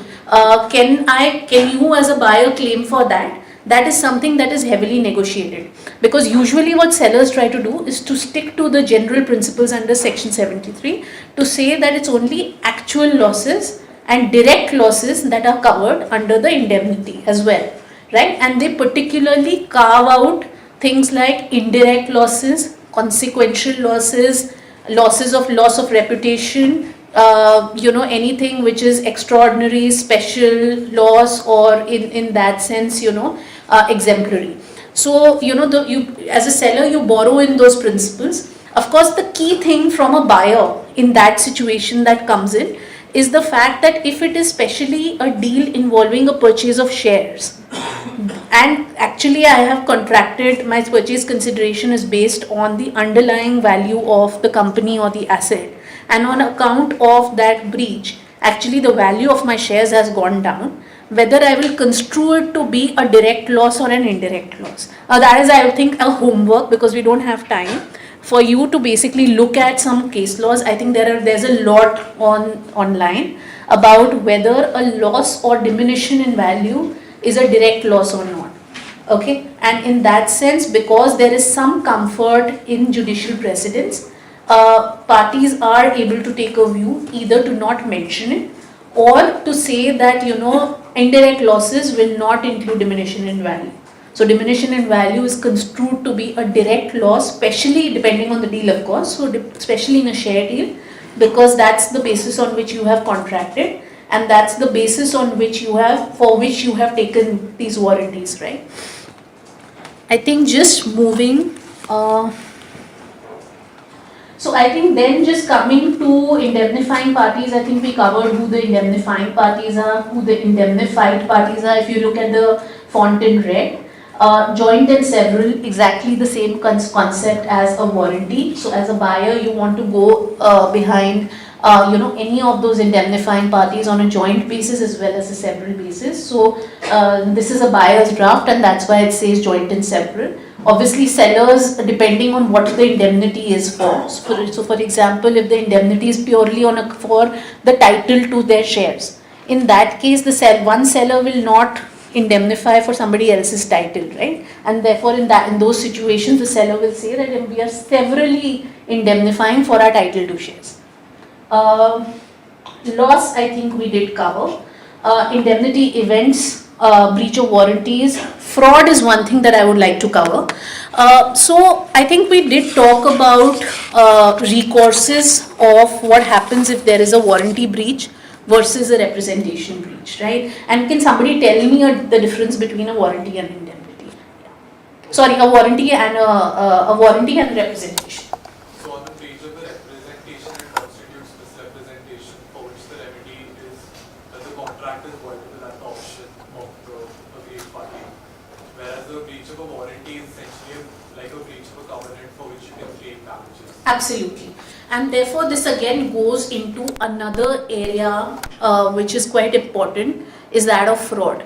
Okay, because again, as we did notice, fraud vitiates everything. So if I as a buyer has placed reliance on certain representations, or for that matter even warranties, although warranties, the remedy is that of an indemnity, but because fraud vitiates everything, so therefore even if you're structuring your contract as a warranty or a representation, and if there is a fraud element that applies to it, then under common law you will have an ability to claim fraud and claim damages. Yeah. Can you see the exact difference between a rep and a warranty has been done away with? Because every clause that I've read in every contract, it's like the parties represent and warrant. Not every clause. So I can tell you that as a buyer, sometimes we take the position so as buyers we want to say representation and warranties, but a lot of times when we are representing sellers and we want to say that you don't have the ability to, because post completion it's very difficult, because all of this breach of warranty and or representations applies post completion, right? And post completion it's very difficult for you to unwind the deal. So a lot of time as sellers we we structure the contract or draft the agreement in a manner that we are only talking about these statements as warranties rather than representations and warranties. Like there's a technical difference between representations and warranties, but there are a lot of common law jurisdictions, foreign jurisdictions, where the courts have said that there is technically no difference, and the courts themselves construe representation and warranties to mean the same. Yeah, but it's only in relation to the remedy where they are talking about a breach and damages in relation to that, right? But when you talk about a remedy for an unwinding, then unless the warranty is actually on a representation basis, then that remedy itself is not true. Of course, under equity, courts may take a particular view, but I'm only talking about strictly under the tenets of the contract, what applies. Okay, so just on fraud, a couple of points. So firstly, for fraud, there is an increasing trend of defining fraud. Okay, so firstly, usually if you pick up documents which are a couple of years old, or for that matter a number of documents even now, they will simply say that none of the limitations apply in case there is a fraud in relation to a fraud by the seller or the company, whatever. Now, therefore, from a seller's perspective, there is a trend of defining fraud. Okay, because again, while the threshold to prove fraud under common law is high, but sometimes there are these concepts around intentional misrepresentation being construed as fraud, right? Which is why people as sellers try to peg the fraud definition to what is provided under the Contract Act, right? Which is an intentional, an act of an act to intentionally defraud. So if you then, because then that element of intention comes in, and therefore even if there is a misrepresentation, unless you are able to demonstrate through the facts that the sellers took an action to intentionally defraud and induce the buyer to enter into the transaction, the fraud carve out does not apply. Which is why you'll see that there are different variations of definition of fraud. From a buyer's perspective, they will try and include willful misrepresentation, intentional misrepresentation, concealment to be within that definition. From the seller's perspective, of course, they go to the highest standard which is under law, and they just peg it to that. The second thing to sort of bear in mind is whose fraud. Okay, especially when you are talking about corporations and you are talking about knowledge. The knowledge can be is usually defined under the document to be knowledge of certain individuals, are usually promoters, key employees. But actually, what happens in a situation where the fraud is actually committed by next level, right? Let's say KMPs, key managerial personnel, who knew about certain things, reported incorrectly to the actual warrantors, who are your promoters or the sellers, and then eventually post closing it turned out to be that the company was aware about a certain circumstance, and that has resulted in a breach, and a fundamental breach, and therefore you want to go in for a fraud claim. So it's important therefore to attribute knowledge to the right people from a buyer's perspective, to broad enough to cover key managerial personnel, directors, promoters, etc. The third thing on fraud is, what is the fraud for? So again, it depends on how you're drafting, but from a buyer's perspective, you would not limit the fraud only for fraud resulting in a breach of warranty. You will say any fraud by the seller, which means that even if, let's say, there is a warranty which says accounts are true, but accounts were of a certain date. Accounts were as of 31st March 2023. But some off-balance sheet items happened, and there was some siphoning of funds between April and now. Maybe I don't have a warranty in my document to cover that. Sometimes you do, because you have some bring down warranties as well on financials, on financials. But if it doesn't, nevertheless, the buyer will say that if there is any fraud, then none of this applies, which means that I will have claim to I will have the ability to claim for tort, and I will have the ability to claim for damages. And the last thing that I want to also cover is how is fraud treated in terms of limitations. So no limitations apply for fraud. If you see case law, even and again I'm talking about Western jurisprudence here, but even where contracts have certain limitations, there are judicial precedents to say that fraud vitiates everything, and therefore in fact we'll come to a case study also where any claim as a damages claim have been withheld by courts because of a fraud claim. So I think with that I'm just going to move to our final case study and maybe the last 10 minutes of this presentation.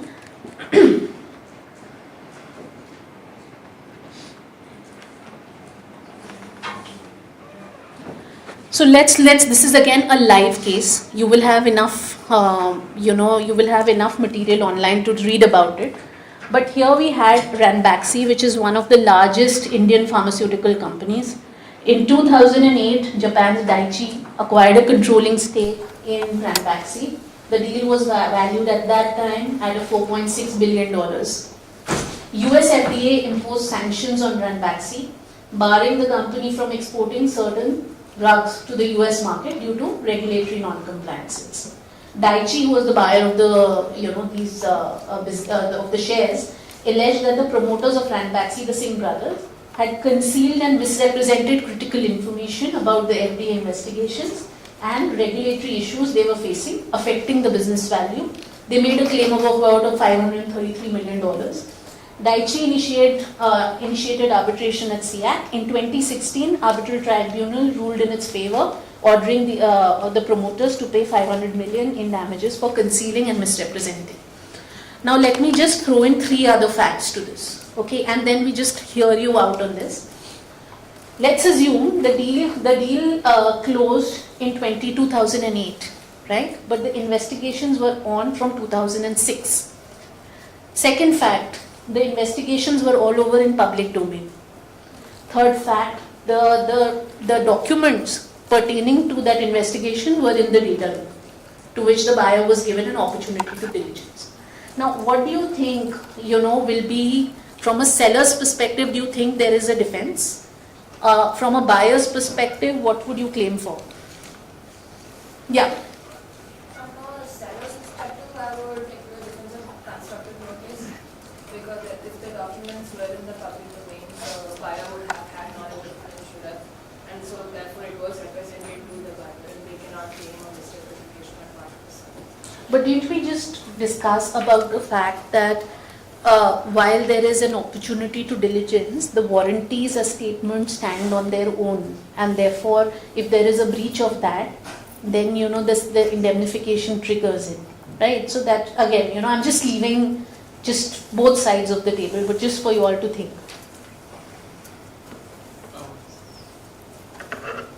Yeah, go ahead.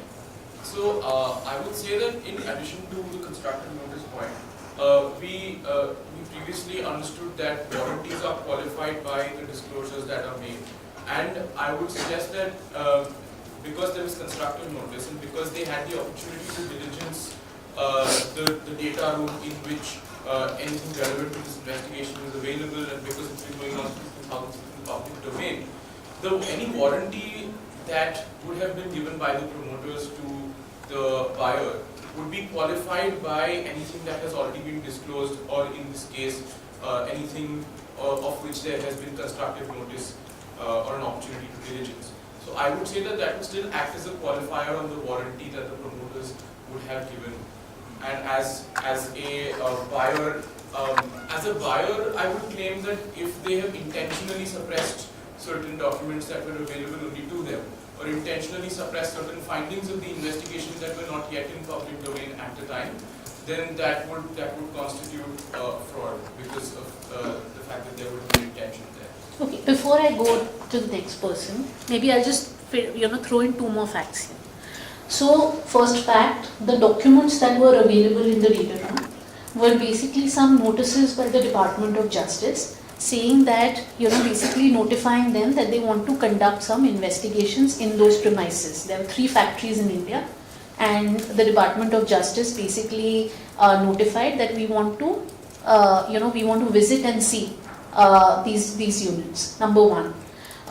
Fact number 2 is that the data room was heavy, and there were only these few documents in terms of the Department of Justice notices that were available.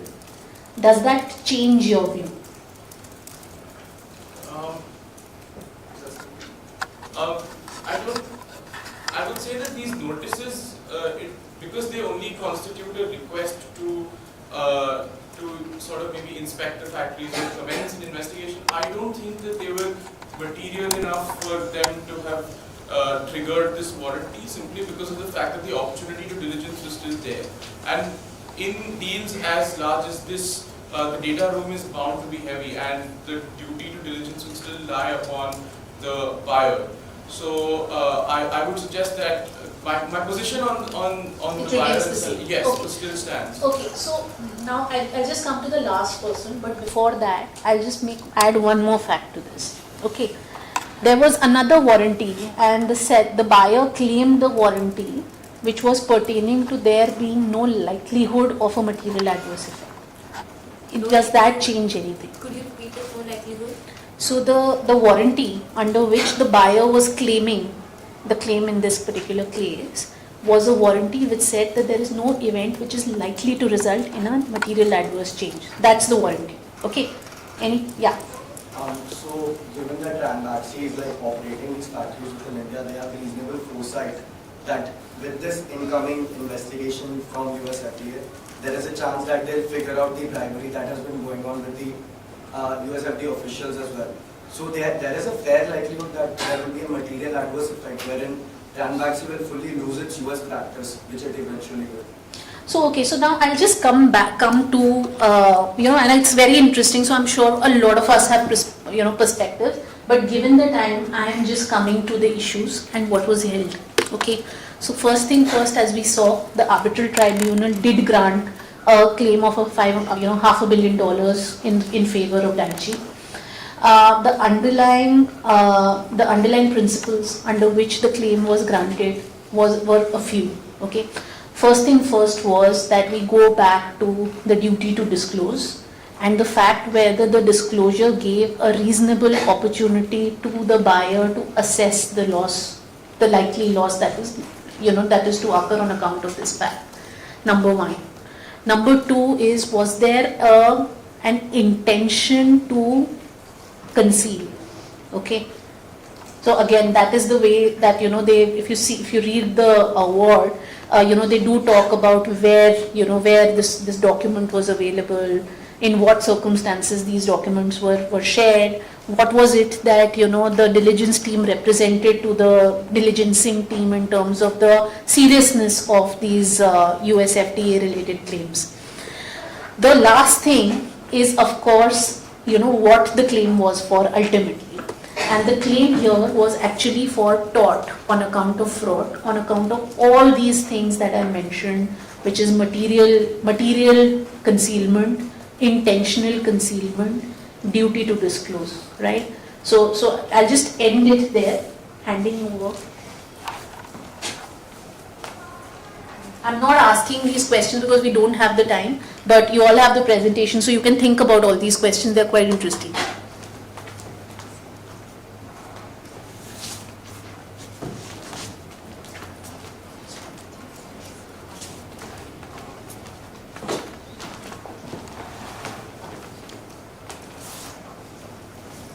Okay, so we have kind of covered this, previously when we were discussing, and I think some of you did obviously anticipate a transaction document like this having something like a non-compete or a non-solicit, which typically we call as restrictive covenants. The rationale for a lot of this is really that, like I said, I'm paying a value, I'm paying a premium to get into that business, to buy that asset.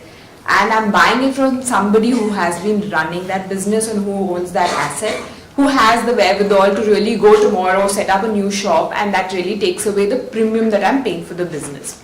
Now, I'm going to quickly cover that there are a lot of things that we really look at in terms of defining what the restrictive covenants will apply to. And that really means defining, again, going back to what we discussed, the business perimeter here. So it may happen, there may be a scenario, and just to put things in context, you may have read about ITC, for instance. Now this is a large FMCG company. They've recently decided to put their the hospitality business into a different company.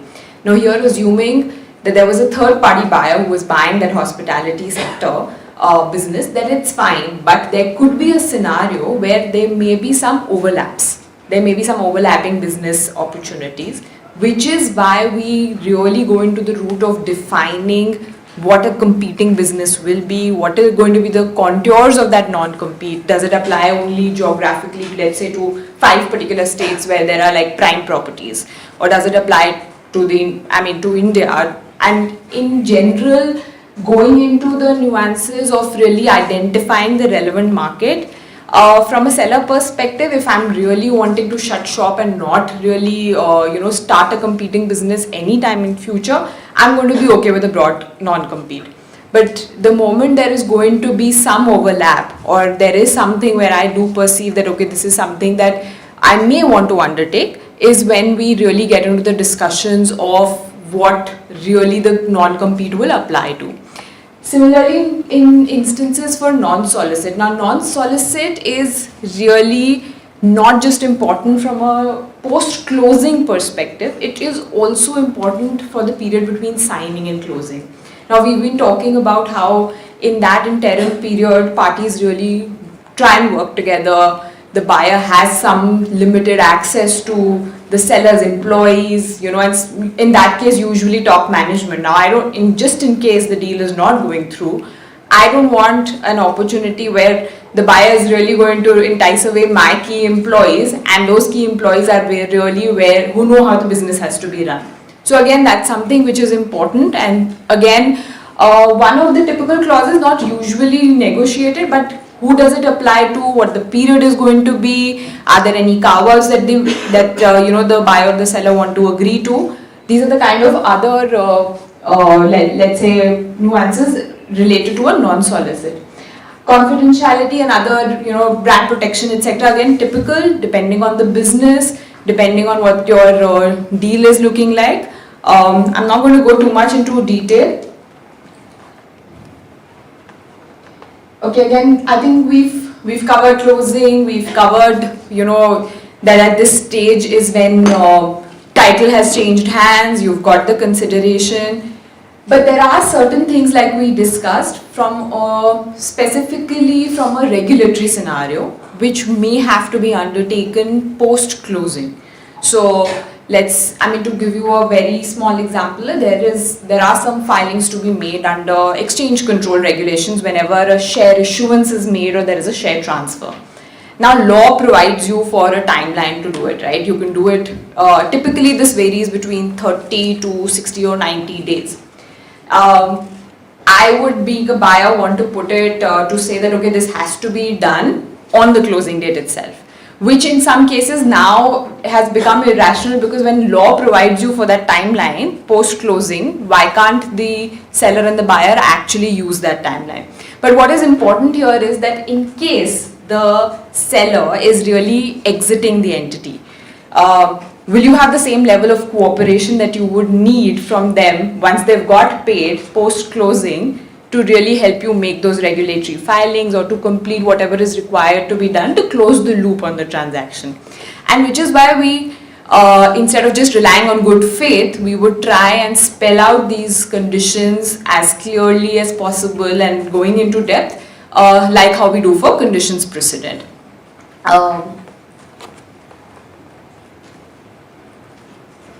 So the next one is really on, So with regards to the example that you just gave us, would it be possible, or do you see deal structures where consideration is paid in a staggered manner upon the completion of certain conditions, so that you ensure that the other seller, who, even if they're exiting this entity, at least has an incentive until all of the conditions are met? So there are multiple ways to do it actually, and that's a topic for another day. But you have constructs of escrow accounts, you have holdbacks, and that's where you want that the exiting seller really still has skin in the game.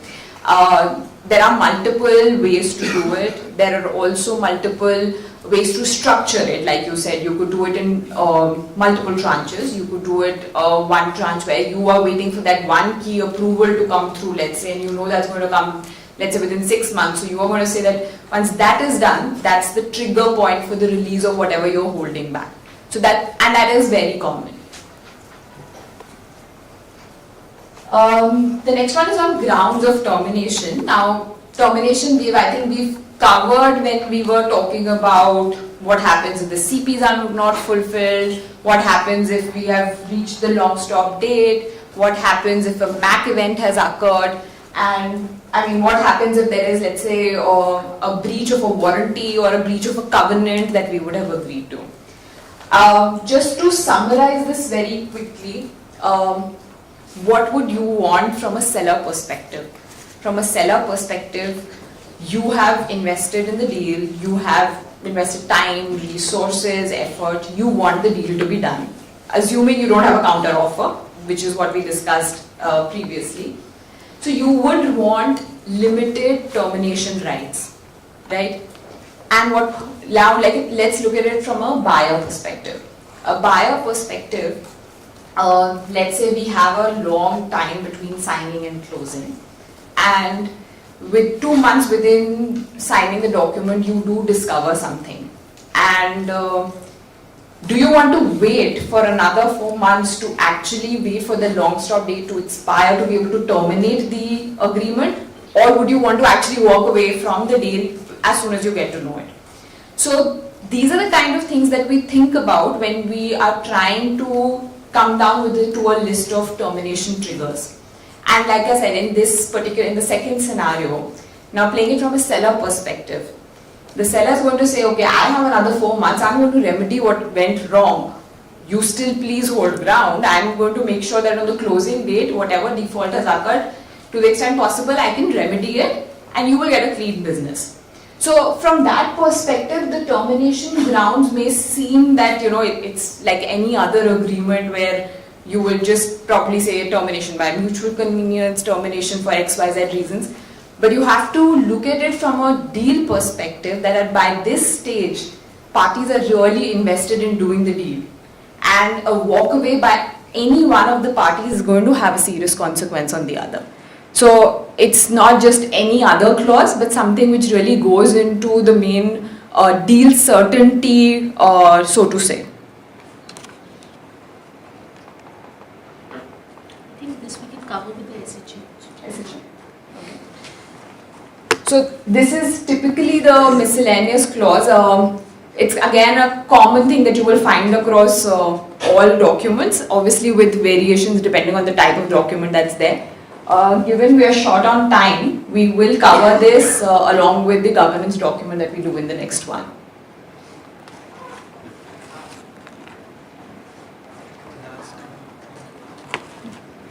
So any further questions?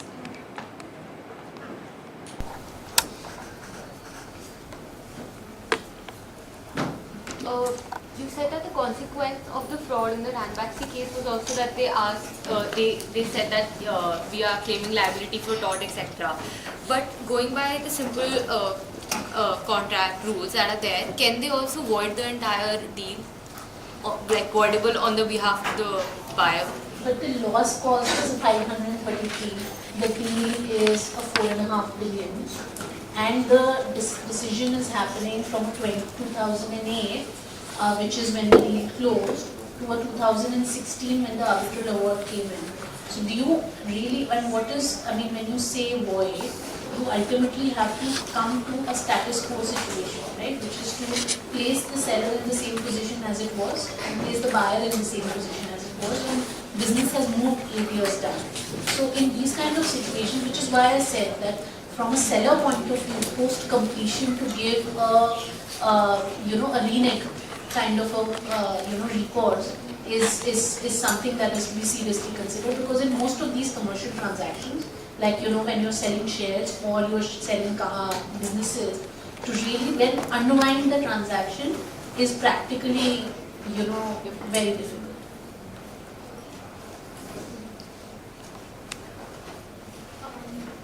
Does understanding, like a lot of the terms and conditions we discussed in contracts today, depend on the business that ultimately we are buying or selling? So does having a prerequisite knowledge and access to the business that the seller is selling gives advantage as an M&A lawyer in order to structure the deal? So I think you want to make... Yeah, definitely that does. And in fact, some of the sectors, there are, let's say, so regulatory specific that if you have a knowledge of how that sector works and how the business actually works, really gives you that edge.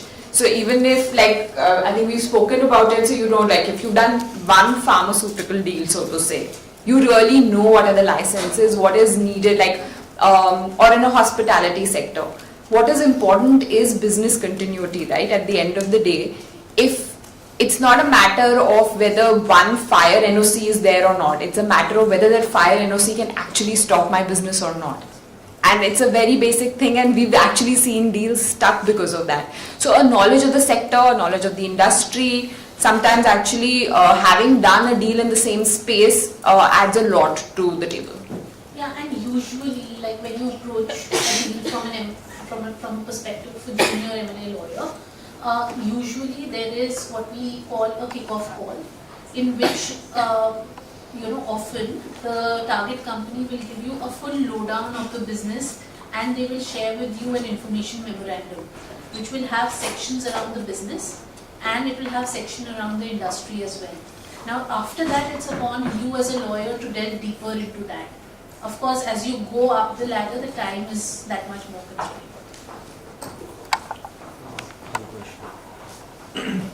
Sorry.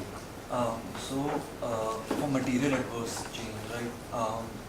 How does cross-border merger and acquisition deal?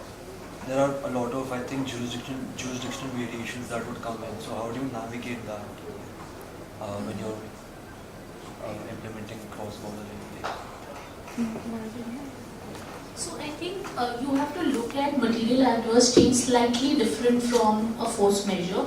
It's not typically a force measure construct, right? It's purely events which impact the underlying business that a buyer is buying. So in that sense, from an extraterritorial perspective, there could be a few things, right, which could impact, for example, currency fluctuation. For example, things like, new laws, any sanctions that get imposed. And as Siddharth was mentioning in that section, something which are as generic as those and which apply generally to everybody are carved out from the definition of material adverse effect, which means that even if they occur, the buyer cannot take refuge of the MAE and either walk away from the deal or basically claim for damages or claim for a loss. So you carve them out. As a seller, you would carve them out.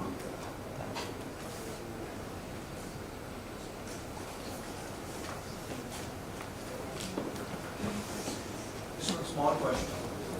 Can a seller opt out if there is an MEA clause? Can a seller opt out of it, saying that the buyer has become insolvent?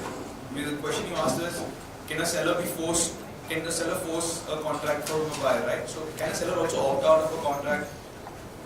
Yes, that's so we didn't really cover that because we thought that will be a little too much, but and I think there was one question that we got whether you can diligence on the buyer, right? And which is what it goes into the specific question that you've asked. What we do try to also do is, as part of warranties, try and get a sufficiency of funds warranty from the buyer.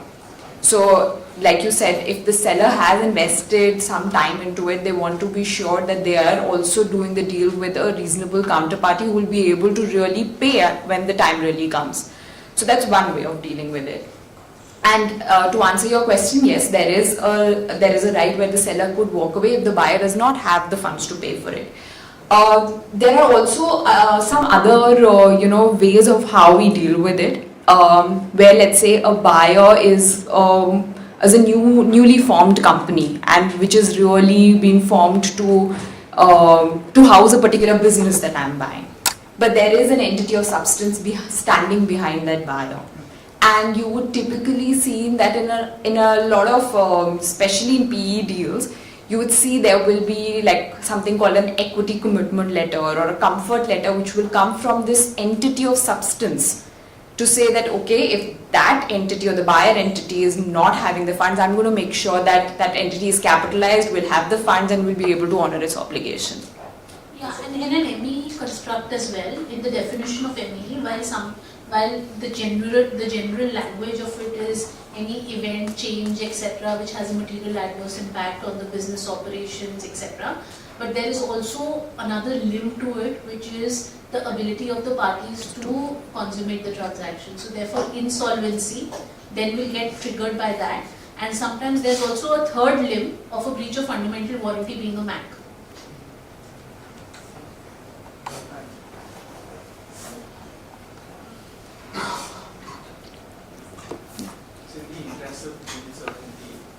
How often do sellers and buyers sort of renegotiate the terms in between if there's a breach of interoperative clause? So is renegotiation also a possibility? You should take up Atlas.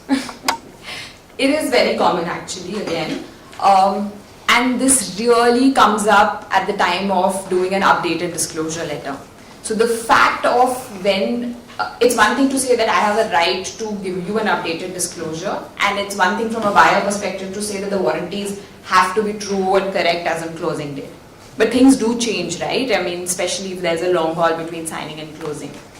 So the perfect case for a buyer is going to be that, okay, if you disclose something to me, let's say in the updated disclosure letter, I'm going to walk away, I'm not going to do the deal.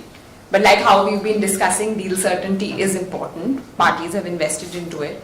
we really try and come up with options to see how we can get the parties to really close the deal. But at the same time, if there is something which is really depleted value, which is going to, let's say, have an adverse effect on the buyer going forward, maybe not on that particular date, and then we come around for workarounds for it. So the first one obviously is, a very simple one is you clearly do a purchase price adjustment, right? Which is, I can clearly see my value has gone down by, let's say, 20%, and you can do a purchase price adjustment. The other one is something which is, let's say, a contingent liability which may not have materialized on that date, but there is a future possibility of something like a big claim coming through. Now that is going to try and find its way into the document in the form of what we call as a specific indemnity. So these are really indemnity triggers or indemnity events which are known facts to both the parties, that the parties have agreed to go ahead, do the deal on the assumption, on actually the seller trying to say that, okay, if anything goes wrong, I'm going to stand behind it. So renegotiation and really working around other commercials is fairly common. So I'll just give you a quick example with 3 facts. Okay, we were doing a deal, Nimisha and I were doing a deal together, wherein there was a big, a seller which was a big conglomerate, but wanted to get out of the business that it was selling. And we were advising buyers. Now the document that we agreed to, because again, from a seller's perspective, they had a much higher leverage than the buyer had in that case. So, and the seller wanted deal certainty to an absolute level, which meant that there were very limited grounds to walk away from the deal. The document had certain interoperating provisions, which included a provision not to change terms of a contract. Okay. Between signing and closing, the seller went ahead and renegotiated one of the key supplier contracts with a 20% increase in costs. Okay, which meant that for the same raw material that the seller was procuring for 10 rupees, it would have to pay 12 rupees going forward. Which meant that the overall business value or from a continuing basis, the model has changed from a buyer's perspective. When we looked at the document, we said, buyer, you agreed that you will not have a termination right for breach of, interoperating provisions. Equally so, you may have a claim post-closing, but your indemnity only triggers post-closing. So you'll have to close the deal and then make a claim. Buyer said, but no, I want this issue resolved now. And luckily for us, we had a material adverse effect clause, which was broad enough to cover for any change in business value. And under that, therefore, we went in and we said that a MAC has triggered, which brought the seller onto table, and therefore then we renegotiated on value and we accounted for that 20% deplete, and then we went and closed the deal.